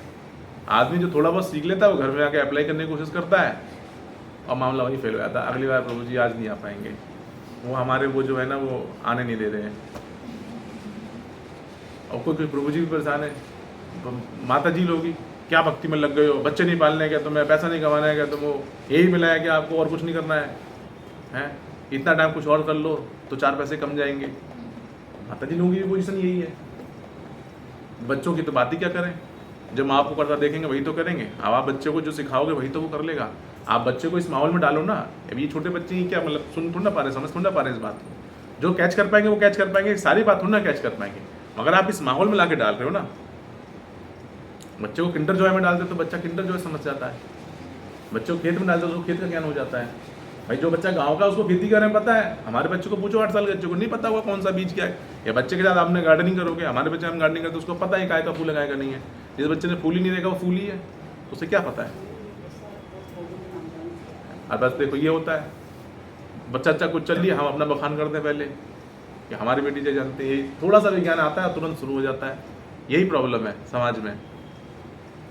हमें अपनी ख्याति सामने रखनी है, हमें वो नहीं करना है। हमें क्या करना है, हमें समर्पण करना है, हमें समर्पण करना है और हमें अपने आप को एकदम तुच्छ मानना है। मैं आपको जो ज्ञान दे रहा हूँ ऐसा मेरा ज्ञान नहीं है, ये तो मैं इसमें से दे रहा हूँ। हमें तुच्छ ही मानना है, हमारी पोजीशन तुच्छ है। इससे उठने के बाद हम वही हैं जो आपस में हैं। यहाँ रहते हुए क्या, इनको आपने बताया वेद व्यास ने लिखा। वेद व्यास का नाम क्या है? वेद व्यास का एक्चुअल नाम क्या है? कृष्णद्वैपायन। उनका एक्चुअल नाम कृष्णद्वैपायन है, कृष्ण के ये एक्सपेंशन है, मगर उनको नाम वेदव्यास का दिया गया। वेदव्यास क्या है? वेदव्यास एक उपाधि है, it's a title, it is not the name. Veda लिखने वाले व्यास, वेद व्यास, और वेदों का ही फिर सारा एक्सपेंशन ये सब है। ये वेदों का सार है गीता। ये भागवतन भगवान के नाम रूप लीला, नाम रूप गुण लीला का सार है। यहाँ पे ये स्वयं भगवान है, भागवतम स्वयं भगवान है। और आज के भी दिन की एक स्पेशल सिग्निफिकेंस है वो जो मैं बताऊंगा कि आज ही क्लास हमने क्यों स्टार्ट करी है। तो ये सब बातें हैं, ये बातें हमें समझनी पड़ेंगी। हमारा संबंध क्या है, हमें जोड़ना पड़ेगा, और उस स्थिति में हमें आने के लिए कुछ प्रयास करना पड़ेगा। और फिर हमें भगवान को प्राइमरी मानना है, इस ज्ञान को प्राइमरी मानना है, गीता को प्राइमरी मानना है। बाकी सब चीज़ें सेकेंडरी हो सकती हैं। और उसका पहला स्टेप क्या होना चाहिए आपके जीवन में? अभी क्या होना चाहिए? मैं आपसे आज ये रिक्वेस्ट नहीं करूंगा कि आज आप जाते ही 2 माला पहले कर लो। जो कर रहे हैं वो करना, ऐसा नहीं कि छोड़ ही दे। मैं आपसे आज ये रिक्वेस्ट नहीं करूंगा कि आप जाके 2 माला कर लो। आज आपने जो 2 घंटे यहाँ बैठ के सुना है ना, क्योंकि आज तो आप नोटबुक नहीं लाए हो, मगर कोशिश ये कीजिएगा कि जाके कम से कम आप नोटबुक और पेंसिल पे आज से जो आपने सीखा वो उतार जरूर लेना। और जितना भी 5 पॉइंट आप उतार लो, जो 5 पॉइंट आप उतार पाओ, इससे ज़्यादा मेमोरी क्षमता है नहीं, इससे ज़्यादा उतार नहीं पाओगे। उतार लो तो बहुत अच्छी बात है। जो 5 पॉइंट आप उतार लो उसमें से 2 पॉइंट पिक कर लेना जो आपके लिए आसान, आपके हिसाब से हो, आपकी यथाशक्ति के हिसाब से हो। वो 2 पॉइंट आप उतार लीजिएगा और वो 2 पॉइंट को आप इस हफ्ते अमल लाने की कोशिश कीजिएगा कि ये 2 पॉइंट पे तो मुझे कार्य करना है। वो आपके इंडिविजुअल हो सकते हैं, मैं नहीं आपको गाइड करूंगा। ये जो क्लास है आगे चल के एक एप्लीकेशन क्लास रहने वाली है, ये सिर्फ थ्योरेटिकल क्लास नहीं रहेगी। यहाँ हमें अप्लाई करना है। थ्योरेटिकल में क्या होगा, जो आपके माँ बाप के साथ होगा वो आपके साथ होगा। साधना चरण, संस्कार चरण सभी घर में चल रहे हैं। क्या बदल जा रहा है? लड्डू के ऊपर आज भी मिश्री खा रहे हैं, भूख आज भी नहीं लग रहा है, प्याज वाला प्याज खा रहा है, लहसुन वाला लहसुन खा रहा है, दारू वाला दारू पी रहा है। दारू पीने वाला दोपहर में संस्कार चलाता है, रात में दारू पीता है। मैं बता रहा हूँ आपको, अच्छी लगती है। इंस्टाग्राम पे बहुत बड़े प्रेमानंद बाबा, और बाबा के पास जा रहे हैं, बाबा हम ये पी रहे हैं। अरे बाबा का ज्ञान पूछने के बाद ही तुम्हारे अंदर इतनी प्रेरणा जब ही आई होगी ना। अब उन्हें मोटिवेशन चाहिए, बस बाबा एक बार कहते हैं मैं आज छोड़ दूंगा। बाबा कहते हैं बेटा मत छोड़, तो छोड़ोगे नहीं क्या? बाबा कहते हैं कि नहीं छोड़ो तो नहीं छोड़ोगे क्या? बाबा भी तो ये उपदेश करते हैं छोड़ दो। अब वो तुम घर बैठ के भी छोड़ सकते हो, बस वहां जाके क्या है कि थोड़ा कैमरे पे आ जाएंगे, थोड़ा कैमरे पे आ जाएंगे, फेमस भी हो जाएंगे। है यही है, कोई कोई वक्त है। बस एक्चुअली में आधे से ज्यादा लोग एकांत वार्तालाप में सिर्फ कैमरे पे आने के लिए कर रहे हैं। मैं आपको बता रहा हूं यही हो रहा है। मैं ऐसा नहीं कह रहा हूं कि सारे ऐसे, मगर ज्यादातर लोग ऐसे हैं। सेलिब्रिटी खास सेलिब्रिटी भी देख लो, सिंगरों की लाइन लग गई है। आपको क्या लगता है सिंगर लोग क्या लाइफ स्टाइल भक्तों वाला है? आपको लग रहा है क्या? अगर है तो कल से बॉलीवुड में गाने गाने बंद कर दो। बाबा को तो मेरे बॉलीवुड वाले गाने पसंद ही नहीं है, क्यों बना रहे हो? हैं दिन है सानी सानी और जो भी, मतलब मुझे तो नहीं इतना रह गया ज्ञान कि कौन सा गाना गाता है। मुझे इतना ज्ञान अब नहीं रह गया, पहले तो था, अभी तो उतना नहीं है। मगर क्यों बना रहे हो? फिर मत बनाओ, बंद कर दो, भजन ही बनाओ फिर बैठ के, और बहुत सारे धंधे कर लो। क्या दिक्कत आ रही है आपको? मगर नहीं, तो हमें एक्चुअल पोजीशन समझनी है, आज जाके लिखना है। मगर इस बात पर पूर्ण विश्वास करना है कि हमारे लिए प्राइमरी क्या है। हमारे लिए प्राइमरी श्री कृष्ण है, नारायण है, भगवान है। और उनको प्राप्त करने के लिए हमें क्या करना है, ये हमें क्वेश्चन करना है खुद से, ठीक है। और अभी से प्लानिंग शुरू कर दीजिएगा कि अगले संडे को 10:30 बजे हमें कैसे पहुंचना है। अभी से कि चाची की, ताऊ की, मामी की, फूफी की, बच्चे का बर्थडे यही मनाइएगा। मेरे को फ़ोन करके बता दीजिएगा, मैं केक यहीं अरेंज कर दूंगा मेरी तरफ से, ठीक है। बर्थडे यहीं मनाएंगे, घर नहीं बनाना अगर किसी का बाई डिफॉल्ट आ रहा हो तो। नहीं, मैं मजाक नहीं कर रहा हूँ, हम बर्थडे मनाते हैं, आपका डेटा भी हमारे पास आएगा, आप हमारी डेट ऑफ बर्थ शेयर कर दीजिए, आप आपकी फैमिली की डेट ऑफ बर्थ शेयर कर दीजिए, बर्थडे यही मनाएंगे। बर्थडे की वजह से कोई क्लास नहीं छोड़ेगा, एनिवर्सरी की वजह से कोई क्लास नहीं छोड़ेगा, अनलेस आपकी खुद की शादी ना हो। वहाँ भी हम आपको नहीं छोड़ेंगे, हमें इनवाइट कर लीजिएगा, वहाँ भी हरि नाम कीर्तन कर देंगे आके, फ्री ऑफ कॉस्ट, है ना। आउट ऑफ स्टेट हो तो टिकट बुक करा दीजिएगा।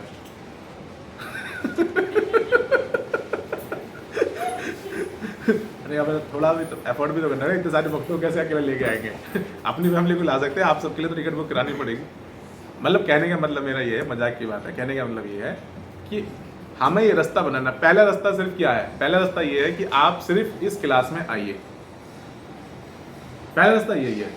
पहले इस क्लास को 1 महीना 1.5 महीना आप सुनिए, समझिए, एक दिन में कुछ नहीं बदलेगा। मैं आपको ये अपने अनुभव से बता रहा हूँ। बड़े बड़े IAS अफसर जो होते हैं ना, जो बन जाते हैं, वो कहाँ पढ़ते हैं, कोचिंग्स में पढ़ते हैं।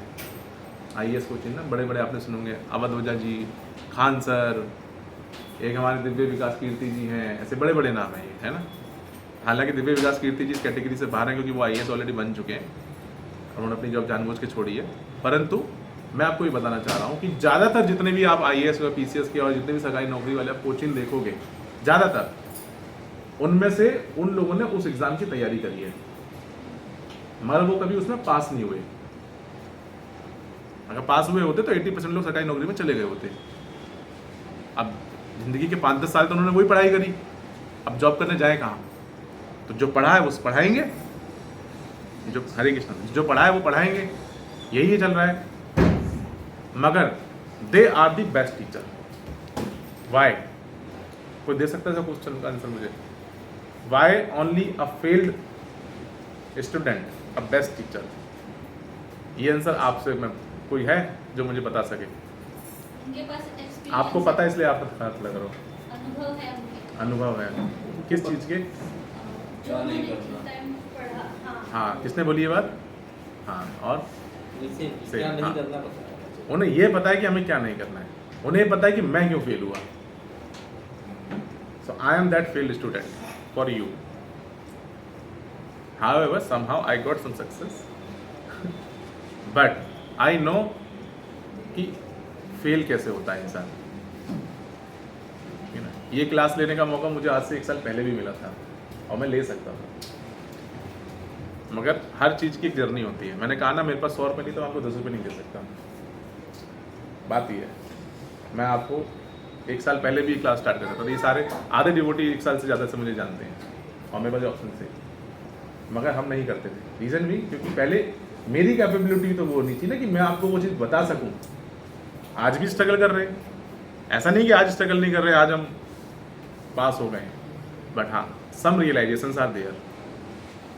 आज हमें लगता है कि हाँ, आज जो शास्त्रों में हमें बात बताई गई है और जो आचार्यों द्वारा हमें बात मिली है और जो हम इस किताब में बात लिखी है, हम उसको वैसा ही आप तक पहुंचा पाएंगे। उसमें हमारा पर्सनल इंटरप्रिटेशन नहीं आएगा। ज्ञान वही है, ज्ञान वही है। देखो, गीता तो वही है ना, उसके श्लोक तो नहीं बदले जा सकते, मगर 700 प्रकार की गीता अवेलेबल है मार्केट में। उस 700 में से लगभग मैं ये कहूँगा आपको कि 650 जो गीता है उसमें इंटरप्रिटेट हो रखी है। क्यों? क्योंकि अनक्वालिफाइड लोगों ने विदाउट कैपेबिलिटी की लिख दी और उसमें अपना इंटरप्रिटेशन डाल दिया, अपनी बातें डाल दी। गीता की बातें नहीं, कृष्ण की तो बातें ही नहीं है उसमें। श्लोक ही श्लोक है, श्लोक संस्कृत किसको समझ में आ रही पढ़ के? उसके बाद अपना इंटरप्रिटेशन डाल दिया मेरे ख्याल से। मगर आप इंटरप्रिटेशन नहीं, आप परपट लिखिए, परपट तो प्रभुपाद जी ने भी लिखे, मगर वो कैसे? वो गुरु शिष्य परंपरा से लिखे। तो जब गुरु शिष्य परंपरा में जो ज्ञान आता है वो ऑथेंटिक होता है। क्यों? क्योंकि ये जो परंपरा आ रही है वो सीधा भगवान से आती है। तो हमारी जो भगवत गीता है, इसमें जो परंपरा आ रही है वो सीधा स्वयं श्री कृष्ण से आ रही है। श्री कृष्ण ने नहीं ज्ञान किसको दिया? अर्जुन को दिया पहले। तो इसमें ब्रह्मा को है, आप राइट हैं, ठीक है ना, इसमें ब्रह्मा से ही आएगा, मगर ये ज्ञान अर्जुन को दिया। अर्जुन से पहले किसको दिया? 4थे चैप्टर में आता है, पहले श्लोक में। अर्जुन से पहले भी ज्ञान राजा विवस्वान सूर्य को दिया है, मगर फिर अर्जुन को दिया है। सेकेंड नंबर पे अर्जुन को दिया है। हालांकि इस बीच में भी बहुत सारी दंत कथाएं हैं, कहीं कहीं पे ज्ञान किसी तरीके से माध्यम से लोगों तक पहुंचा है, मगर मेन स्पेसिफाइड जो ऑथेंटिकेटेड मैनर है वो अर्जुन को गया है और ब्रह्मा को दिया है इंडस्ट्री के द्वारा। ब्रह्मा से ये ज्ञान नारद के पास आया, नारद से ये ज्ञान फिर आगे सो ऑन हुआ है, भागवतम का ज्ञान सुख गोस्वामी को गया, सुख गोस्वामी से आगे आ रहा है, तो ये फिर हमारी परंपरा में आ रहा है ना, मध्वाचार्य को गया, ईश्वरपुरी को गया, ऐसे फिर हमारी पूरी जो परंपरा आ रही है, वैसे करते करते ये जो ज्ञान है वो श्रील प्रभुपाद कराया और श्रील प्रभुपाद ने हमारे गुरुओं को दिया, हमारे गुरुओं ने हमको दिया। तो जब एक जनरेशन एक दूसरे को ज्ञान देती है तो वो कहीं कटती नहीं है। बात ये है, एक स्किल्ड लेबर है, जो गांव में एक स्किल्ड लेबर होती है वो चलती चली आती है, वो ज्ञान नहीं बढ़ता है, मगर जब गैप हो जाता है तो वो स्किल खत्म हो जाती है। तो ये स्किल, ये इसमें कुछ इंटरप्रिटेशन नहीं आया बीच में। और क्यों नहीं आया? क्योंकि हम आपको कह रहे हैं कि आप पहले पूर्ण रूप से समर्पित हो जाइए, पहले आप पूर्ण रूप से समर्पित हो जाइए। अब जब समर्पित हो जाएंगे तो आप भगवान के प्रति कुछ अपराध नहीं करेंगे, कोई गलत नहीं करेंगे, तो जो ज्ञान आपको शास्त्र में जैसा दिया और आपके आचार्यों ने दिया वैसा ही आप आगे पहुंचाएंगे। और ये रिस्पॉन्सिबिलिटी है, जैसे कि मैंने आपको बताया कि ये ज्ञान हम आपको एक साल पहले भी दे सकते थे, परंतु जब हम अपने आप को वैसा कैपेबल समझें कि हम वैसे ज्ञान को वैसा ही आगे पहुंचाएं, तभी ही हम उसके लायक हैं। नहीं तो फेमस होने के लिए तो कोई भी कुछ भी कर सकता है। क्या है, रीलें बना के तो हम भी डाल सकते हैं, क्या फ़र्क पड़ता है इस बात से? फेमस नहीं होना है हमें। क्या है, जैसे हम भक्त बने, हमें चैतन्य महाप्रभु ने सिंपल सा बोला कि मेरा एक उद्देश्य है कि आप मेरे नाम का प्रचार करो और हर व्यक्ति को भक्त बनाओ, और वो भक्त फिर स्वयं से गुरु भी बने। गुरु का मतलब कि वो सिखाए लोगों को। गुरु का मतलब वो व्यास गद्दी वाले गुरु नहीं है कि ये तो बाबा जी बन जाएंगे, अच्छा आज प्रभु जी की पहली क्लास है, एक साल बाद ये कथा करते नजर आएंगे, ये नहीं है, ये नहीं है। गुरु का मतलब ये है कि हम ये ज्ञान आगे तक पहुंचा सकें एज अ टीचर, है ना, बाकी विद्यार्थियों तक ये ज्ञान पहुंचे। और एज ए स्टूडेंट आपकी ये रिस्पॉन्सिबिलिटी है, जो भागवतम के अंदर वर्णन आता है कि जब हम कोई ज्ञान ले रहे हैं, है ना, तो पहली चीज कुतर्क बुद्धि बाहर रखें।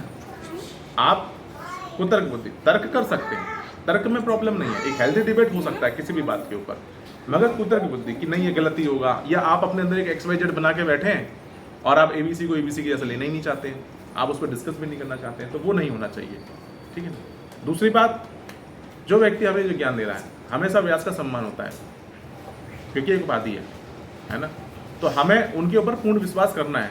अर्जुन जी, आप जब पहले चैप्टर में हम जब जाएंगे तो पहले चैप्टर के कुछ लास्ट श्लोक इसके अंदर आता है कि अर्जुन हालांकि भगवान के मित्र भी थे, रिश्तेदार भी थे, है ना, सब कुछ थे, मगर लास्ट मोमेंट में उन्होंने आके तुरंत हाथ जोड़ दिए कि अब मैं आपका शरणागत होना चाहता हूँ, अब आप मुझे एज अ गुरु और मैं आपका शिष्य हूँ, अब आप मुझे ज्ञान दीजिए।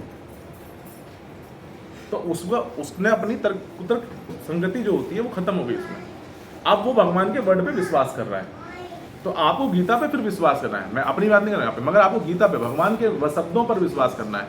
ये जो भगवान ने अर्जुन को जो उपदेश दिया है, इस पे आपको विश्वास करना है, और फिर आप उसको अपने जीवन में उतार पाएंगे। क्योंकि जब आप वो बिना मिलावट के लेंगे तो आप उसको सही उतार पाएंगे। जब उसमें मिलावट है, जो अंदर चल रहा है थॉट, है ना, कि नहीं ये तो बात है नहीं, तो फिर दिक्कत आएगी। हाँ, आपके डाउट है तो आप डाउट क्लियर करेंगे, मगर उसको खुद नहीं, तभी आपके एक्चुअल उत्थान हो पाएगा और एक्चुअल डेवलपमेंट हो पाएगा। तो इस तरीके से हमें ये ज्ञान लेना है। हुआ मुझे एक लिस्ट लेके पीछे नंबर जो नए लोग हैं उनका नोट कर लीजिएगा।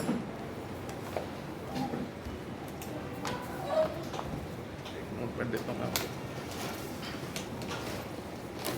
ये लो, इसमें तो ये हमारा एजेंडा रहेगा। तो अगली बार कौन कौन इस क्लास में आने के लिए तैयार है? हाथ खड़े कर सकते हैं, सभी आने को तैयार है। नहीं, आप तो खैर प्रभु जी, मेरा आज पहला दिन है। हाँ हाँ, तो ये माला जाप करने के लिए कुछ हमें विधि हाँ बिल्कुल बिल्कुल बताता हूँ मैं आपको। चीज़ों से डेमो के मेरे को साथ- आपकी माला एक बार दिखाना, बस माला दिखा दो आप।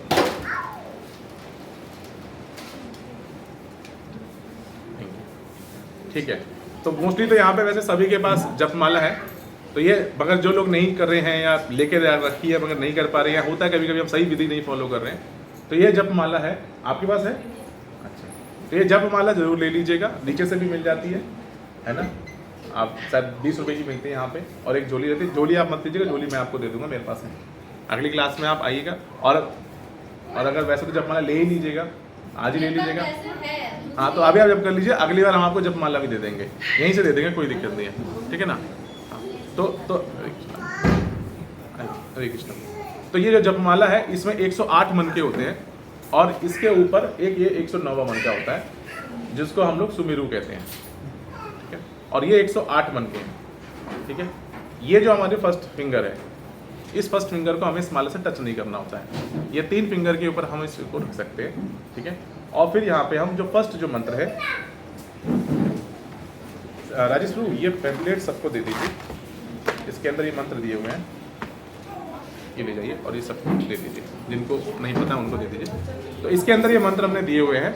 तो पहला जो मंत्र है जो 109वां जो है, ये है श्री कृष्ण चैतन्य प्रभु नित्यानंद श्री अद्वैत गदाधर श्री वासादि गौर भक्तवृंद। अब ये कौन है?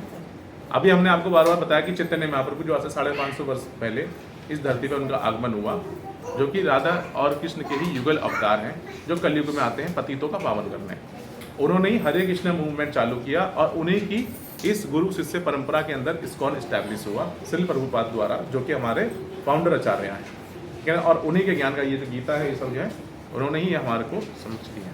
तो ये आपको हम और उनके पार्षद आते हैं साथ में, हम उनके पार्षद के ऊपर अगले आने वाली क्लास में डिस्कस करेंगे। उनके साथ जो पार्षद होते हैं, उन पार्षदों को हम नमन करते हैं और इस इच्छा से नमन करते हैं कि यदि ये जब करते समय अगर हमसे कोई अपराध होता है या कोई त्रुटि होती है तो उसके लिए आप हमें क्षमा करें, और हम उनको नमन भी करते हैं। उसके बाद हमारे 108 यहाँ पे मन के, उसमें हम हरे कृष्ण महामंत्र का उच्चारण करते हैं। हरे कृष्ण कृष्ण कृष्ण हरे हरे, हरे राम राम राम हरे हरे। तो इस प्रकार से ये हम 108 तक यहाँ पे जाते हैं, और 108 जाने के जब ये कंप्लीट हो जाता है, यहाँ पे आ जाते हैं आप, फिर इस माला को आपको लांगना, ऐसे नहीं कर लेना कि यहीं से हम ऐसे ही करे जा रहे हैं, ऐसा नहीं करना है। आपको क्या करना है, यहीं से अपनी उंगली का सहारा लेके इसको ऐसे पलट लेना है, ट्विस्ट कर लेना है, और ट्विस्ट करने के बाद फिर ये 109वां जो आपका मन का है, फिर वहीं पे आपको पंच तत्व मंत्र एक बार बोलना है, जो हमने पहले दिया हुआ, श्री कृष्ण चैतन्य प्रभु नित्यानंद श्री अद्वैत गदाधर श्री वासादि गौर भक्तवृंद। ये मंत्र बोलने के बाद फिर से आपको हरे कृष्ण महामंत्र का जप शुरू करना है। इस प्रकार आप जप कर सकते हैं। इसके कुछ नियम है। इसका नियम ये है, अगर आप कहीं ट्रैवल में हैं या घर में भी हैं और गलती में आपके गले में वो जपमाला पड़ी हुई है, इसको आप वॉशरूम में लेके ना जाएं। अगर आपको कभी वॉशरूम यूज़ करना पड़ रहा है तो इसको आप बाहर टांग के जाएं, ठीक है। और जैसी बात है, फिर शौच के ऊपर हम आगे एक क्लास में बात करेंगे कि क्या शुद्धता के क्या क्या नियम होते हैं, कैसे कैसे रखनी चाहिए। बट एक जनरल हाइजीन तो रहती है कि एक जनरल हाइजीन के तौर पे हम लोग भाई हाथ मुँह कुल्ला आचमन करके ही आएँ और उसके जब करें हम लोग, ऐसा। तो वो बेसिक हाइजीन तो फॉलो करें। और डिटेल्ड में क्या होता है वो हम, क्योंकि बहुत सारी डिटेल लेवल तो बहुत है, तो हर पक्ष के हिसाब से एक अलग अलग उसके लेवल हैं। तो एक बेसिक लेवल जितना होना चाहिए वो हम आगे आने वाली क्लासों में डिस्कस करेंगे। तो ऐसे आपको ये जो है ये माला करनी है। अगर आप आज ये माला लेना चाहें तो नीचे मैसेज गिफ्ट शॉप है, बट अब शायद बंद हो चुकी होगी, है ना। तो ये माला हम आपको अगली बार इस क्लास में अवेलेबल करा देंगे। आप यहाँ से भी ले सकते हैं अगली बार क्लास में झोली के साथ। अभी खुला होगा, और अभी खुला होगा तो अगर आप अभी तो प्रसाद पाएंगे तो नहीं मिल पाएगी। है किसी को माला भी चाहिए तो मंगवा सकते हैं। किसी को भी माला चाहिए क्या? अभी है सबके पास? है, चाहिए है ना? ठीक है, तो अभी नहीं चाहिए इतना, ठीक है, कोई नहीं। हम आपको अगली बार, हमारे पास की जानकारी है वो तो हमसे ले ही सकते हैं, हमारे पास है ही, ठीक है ना। तो ये माला आप जब शुरू कर सकते हैं। क्यों शुरू करना है, ये बहुत इंपॉर्टेंट बात है कि हमें माला क्यों करनी है। तो थोड़ा सा 5 मिनट में और एक्सटेंड करूँगा। 4 प्रकार के युग हैं इस जगत के अंदर। 4 प्रकार के युग आते हैं। कौन कौन से आते हैं? सतयुग आता है, त्रेता आता है, ठीक है, द्वापर आता है, फिर कलयुग आता है। सतयुग में क्या होता था? सतयुग में होता था तप, तपस्या। हजारों लाखों वर्ष की उनके अंदर वो बल था जो तपस्या कर पाते थे, और वो कर सकते थे तो वो वहाँ पे तपस्या करते थे। त्रेता में हम क्या करते थे? त्रेता में हम अच्छे से यज्ञ कर पाते थे। यज्ञ होते थे ना, ऋषि मुनि बैठ के यज्ञ कर रहे हैं, प्रतिष्ठान बैठा रहे हैं। क्यों कर पाते थे यज्ञ? क्यों? क्योंकि तब ऋषि मुनियों के पास संस्कृत का अच्छा ज्ञान था, मंत्रों का अच्छा ज्ञान था, वो एक शुद्ध उच्चारण कर पाते थे। स्वच्छता थी, सबसे बड़ी बात वहाँ पे स्वच्छता थी। एक ब्राह्मण के अंदर स्वच्छता होना बहुत जरूरी है। अगर स्वच्छता नहीं है तो उसके मतलब वो संस्कृत का कितना भी बड़ा ज्ञाता हो, मगर उसके द्वारा आह्वान किए गए से देवता वहाँ पे नहीं आएंगे, और जब तक देवता नहीं आते तब तक कोई भी यज्ञ सक्सेसफुल नहीं होता है, ठीक है। तो उसका कोई फायदा नहीं था, मतलब आज कोई फायदा नहीं है। क्यों नहीं है उसका भी रीजन हम आपको बताएंगे। द्वापर के अंदर हम लोग अर्चना करते थे, पूजा करते थे भगवान की, हमें विधियाँ पता थी, है ना, हम प्रॉपर विधि के साथ वो सब चीज़ें करते थे। मगर कलयुग में ना तो आपका जितना बल है कि आप तप कर सके, ना ही इतना समय बचा है। टोटल आयु ही आपकी 60 वर्ष की है, तो आप करेंगे कहाँ से? दूसरी चीज, आपके पास ना तो सामग्रियाँ शुद्ध है, ना उच्चारण शुद्ध है, ना ब्राह्मण शुद्ध है। तीनों शुद्ध नहीं है तो आप यज्ञ भी नहीं कर सकते हैं। तीसरी चीज त्रेता, पूजा अर्चना की विधि अब ना के बराबर रह गई है। कुछ संप्रदायों में कुछ करने की कोशिश कर रहे हैं, मगर वहाँ पे भी नहीं, और वहाँ पे भी शुद्ध घी नहीं है। दिया तो वही जला रहे हो ना आप, तो उसमें भी कहीं ना कहीं थोड़ी बहुत तो मिलावट है ही है। तो सिर्फ पूजा अर्चना से काम नहीं बन सकता, सही पद्धति भी हमारे पास नहीं है। फिर हमारे पास खुद वो स्वच्छता नहीं है कि हम पूजा अर्चना से भगवान को प्रकट कर सके, ठीक है ना। तो क्या है, तो श्री चैतन्य महाप्रभु ने 550 वर्ष पूर्व आके हमें ये हरे कृष्ण मूवमेंट रन करी, और हमें ये हरे कृष्ण महामंत्र के नाम का गिफ्ट हमको दिया। क्या है ये हरे कृष्ण महामंत्र? ये भगवान के 16 नामों का एक मंत्र है, 32 अक्षरों वाला, जिसमें भगवान क्या है? भगवान है, और भगवान ने अपने नाम के अंदर सारी शक्ति दे दी। भगवान नाम ही है, और ये नाम के अंदर भगवान ने अपनी जितनी भी शक्तियाँ इस नाम के अंदर है।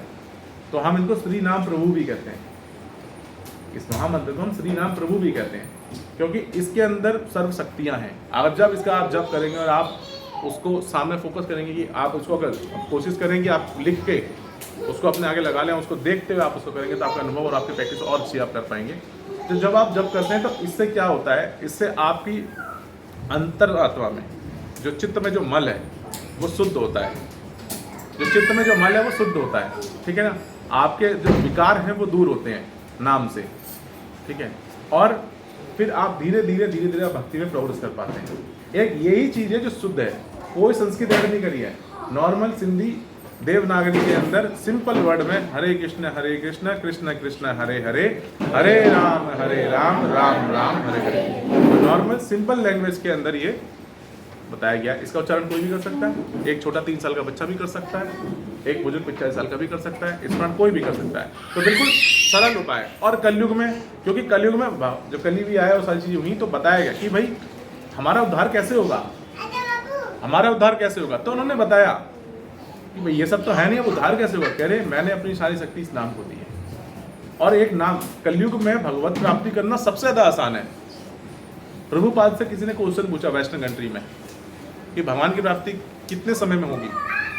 सबके मन में आता होगा क्वेश्चन, जब ये आदमी को पता लग जाएगा मेरी एक्चुअल पोजीशन क्या है, ठीक है ना, उसके बाद उसको अपना संबंध पता लग जाएगा कि मेरा भगवान के संबंध क्या है, फिर ये उत्सुकता तो आएगी ना कि भगवान की प्राप्ति हमें कैसे होगी, और होगी तो कितने समय में होगी।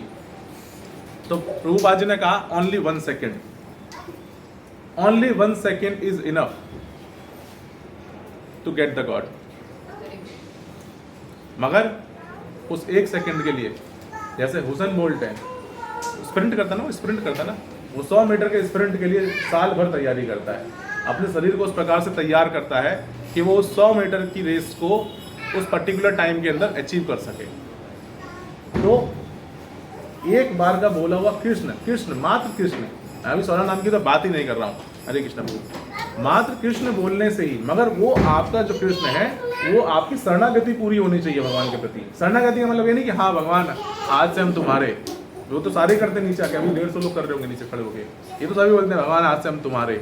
उसके बाद दूसरा आता है भाव, नहीं है, भगवान से भाव लगाते हैं। क्या भाव लगाते हैं कि भगवान वो बेटी का एग्जाम चल रहा है वो पास करा देना, वो मेरा टेंडर फंसा हुआ वो करवा देना है, ये भगवान कब से 5 लाख की तनख्वाह पे बैठा हूँ, 8 लाख तो करा दो, है मेरा केस चल रहा, केस दिलवा दो, यही चल रहा है ना। देवी देवताओं के साथ भी यही चल रहा है, देवी देवता ही कर पाते हैं, देवी देवताओं का यही डिपार्टमेंट है, वो यही करते हैं। तभी लोग में देवी देवता बहुत प्रसिद्ध हैं, क्योंकि देवी देवताओं का डिपार्टमेंट यही है। आप बताओ, आपके गली आपका कोई छोटा मोटा काम होता है तो आपको प्रधानमंत्री का सुन जाते हो, आप बाबू के पास ही तो जाते हो, क्योंकि वही वो काम करा सकता है। 10,000 में तो वही मानेगा। आप तो जो बूंदी के लड्डू चढ़ा के आप श्री कृष्ण को बना लो, वो तो हो नहीं सकता।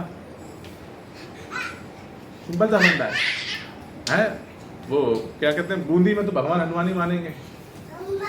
हालांकि मिथ बना दे, ये भी सच बात नहीं है। मैं आपके हिसाब से ना, जो लोगों के माइंड में थॉट है, ये बात सत्य नहीं है। देवता भी ऐसे नहीं है, देवताओं को भी क्या चाहिए वो आप नहीं जानते हो। आप देवता को भी पता है इसको मटेरियल चीजें दे के खत्म कर, कहानी यार अपने टाइम को वेस्ट करना है। आप देवता से मांगो कि मुझे आप भगवान के लिए प्रेरणा दो, भगवान की भक्ति आप मुझे दो, आपको भगवान की भक्ति देंगे, आप भगवान के सही मार्ग पे चल पड़ोगे। मगर आप कुछ मांगते ही नहीं हो, आप वो मांगते नहीं हो, आपको वो मिलता नहीं है, यही आपकी प्रॉब्लम है। तो आपको ये पता लगेगा कि इसमें संबंध क्या है, फिर आप उसको प्राप्ति करने के लिए 1 सेकेंड में, तो आप पूरे रूप से जब समर्पित हैं, और फिर आप जब भगवान को अनुभूत करते हुए जब भगवान का नाम लेंगे, तो only 1 second is enough to get the God. मगर उसके लिए पूरा जीवन रत हमें प्रयास करना पड़ेगा कि हम भगवान के उस नाम का उतना शुद्ध उच्चारण कर पाए, उस शरणागति के भाव के साथ वो हम उच्चारण कर पाए कि हाँ ये हमें प्राप्ति हो। तो उसके लिए हमें जीवन में प्रयास करना, क्योंकि हमारे मन में तो कितना मैल है ना, पहले तो उसकी सफाई करनी पड़ेगी ना, आत्मा को पहले शुद्ध करना पड़ेगा, वो तो शुद्ध है नहीं। आपको अगर एक्सपेरिमेंट करना है, अभी तो हम ही नहीं एक सक्सेसफुल है उसमें, आपको अगर एक्सपेरिमेंट करना है तो एक चैलेंज है कि एक माला करने बैठेगा, सिर्फ एक माला, उस एक माला में आपका मन बस भटकना नहीं चाहिए, कोई दूसरी चीज आपके दिमाग में नहीं आनी चाहिए, सिर्फ एक माला। एक माला में नए व्यक्ति को 8 से 10 मिनट लगते हैं और एक अच्छे खासे हमारे जैसे करने वाले व्यक्ति को 6 मिनट लगते हैं। मगर आप वो एक माला कीजिएगा क्या, और उस दिन आप अपने ऊपर एक्सपेरिमेंट करिएगा, उस एक माला में कितने टाइम तक आप ये होल्ड कर पाएंगे, सिर्फ आपका जो मन है वो सिर्फ भगवान का नाम ही याद कर पा रहा है और कुछ नहीं याद कर रहा है। तो वहाँ पे शुरू हो जाती है टू डू लिस्ट, आज फलाने की पेमेंट देने जाना है, कल ऑफिस इस टाइम जाना है, उसकी मीटिंग ये है, बीबी ने ये मंगाया था, शाम को बाजार जाना है। पूरा उस 5 मिनट के अंदर आप वैसे दिमाग लगा के याद करना, कभी याद नहीं आएगा। और उस दिन आपका फोकल पॉइंट इस टाइम इस तरीके से काम कर रहा है, सारी लिस्ट आपके सामने आ जाएगी। जैसे एआई नहीं काम करती है, एआई में डालो tell me the key point of this 5 subjective, तुरंत आपके सामने एक लिस्ट तैयार कर देती है। ये आपका एकदम एआई वाला काम है, जब आप लिए एकदम एआई वाला काम करता है, पूरा दिन की टू डू लिस्ट आपको तुरंत दे देगा। आप कभी ट्राई करना, नहीं याद आ रहा हो तो आप माला करने बैठ जाना, पूरे दिन की लिस्ट आपको ऐसे बना के देगा टू डू की, जैसे एआई बना के देती है। आप मान लो मेरी बात सही में ऐसा ही है। और जो ज़्यादा पतित हो गए हैं है ना, मगर चाहते हैं अपने आप को शुद्ध करना, तो क्या आएगा पता आपको, वो जो हमारे पुराने बुरे कर्म है। क्यों? ये क्लींजिंग प्रोसेस है, ये क्लींजिंग प्रोसेस है। नाम से हमारा मन क्लीन होगा। आपको शुरुआत में किसी कोई शुद्ध नाम नहीं लिखाता है। हमने जितने गलत काम किए हैं, जितनी गलत बातें करनी है, जितने गलत विचार हमारे अंदर आते हैं, वो माला करते नाम सारे आएंगे, सारे विचार आएंगे, कोई ऐसा नहीं है जो ना है आपको।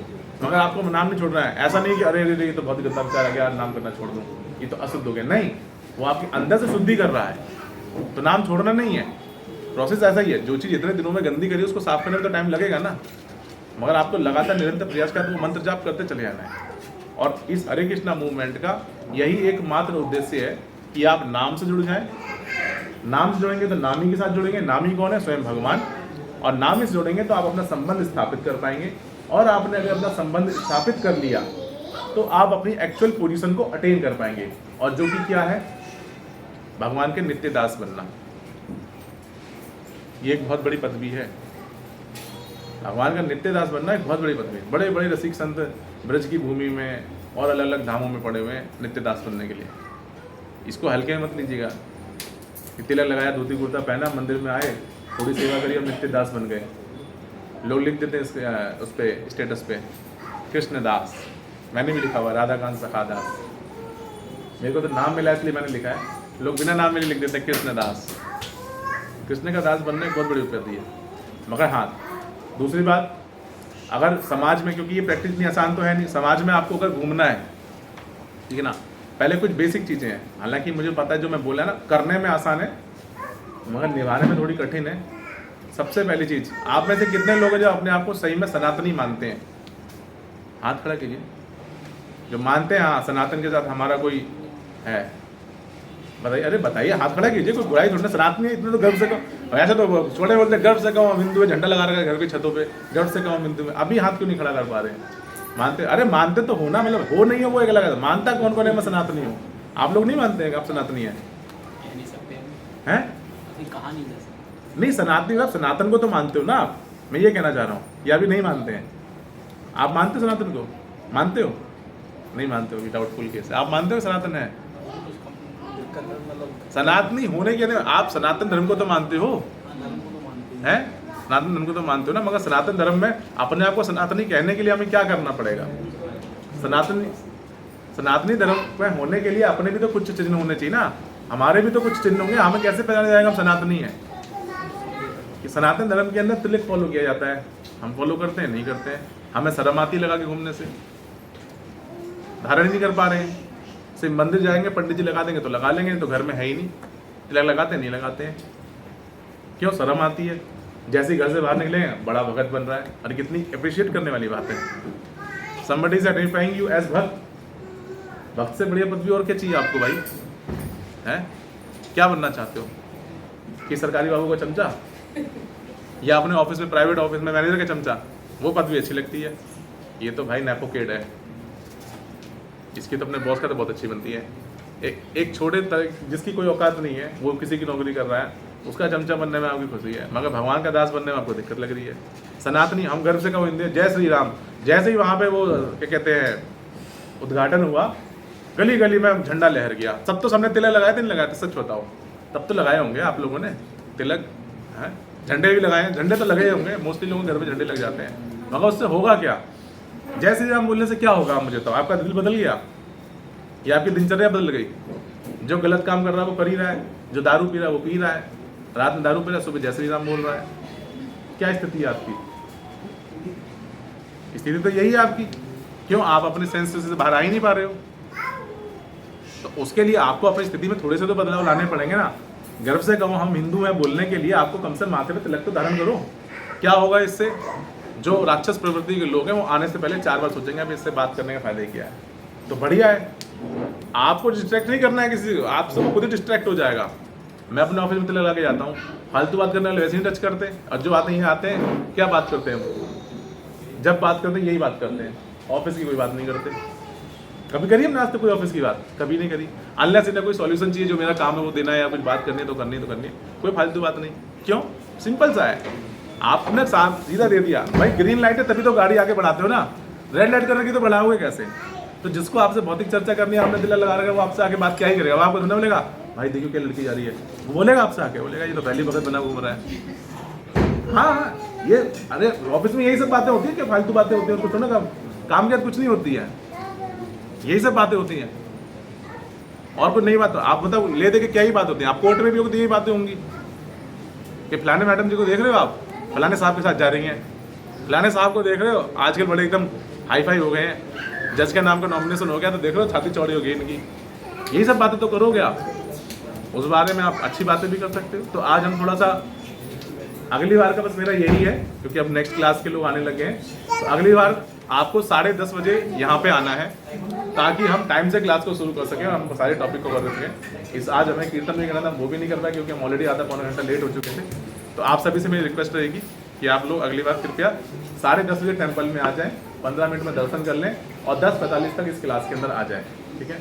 तो आप सभी के लिए, क्योंकि आज आप आए, तो आभार प्रकट करने के लिए आप सब अपने लिए हाथ ऊपर करके हरे कृष्ण नाम का चरण कर सकते हैं। हरे कृष्णा कृष्णा कृष्णा हरे हरे, हरे राम राम राम हरे हरे। तो आपका बहुत बहुत धन्यवाद। जिनके पास गीता नहीं है, सिर्फ इस क्लास के लिए जो 11 से 1 में चल रही है, वो गीता हमसे ले सकते हैं। आपके लिए स्पेशल ऑफर हमारी तरफ से है, नीचे 250 की मिल रही है, हम आपको 200 रुपये में गीता देंगे यहाँ से, आप ले लीजिए, ठीक है? और जो लोग जप करना चाहते हैं, जप माला और बीट बैग आपको अगली बार इस क्लास में जो लोग भी जप करना चाहते हैं वो भी आपको हम हमारी तरफ से देंगे, मगर आप अगर कोई डोनेशन राशि देना चाहें तो आप दे सकते हैं। उसकी ओवरऑल कॉस्ट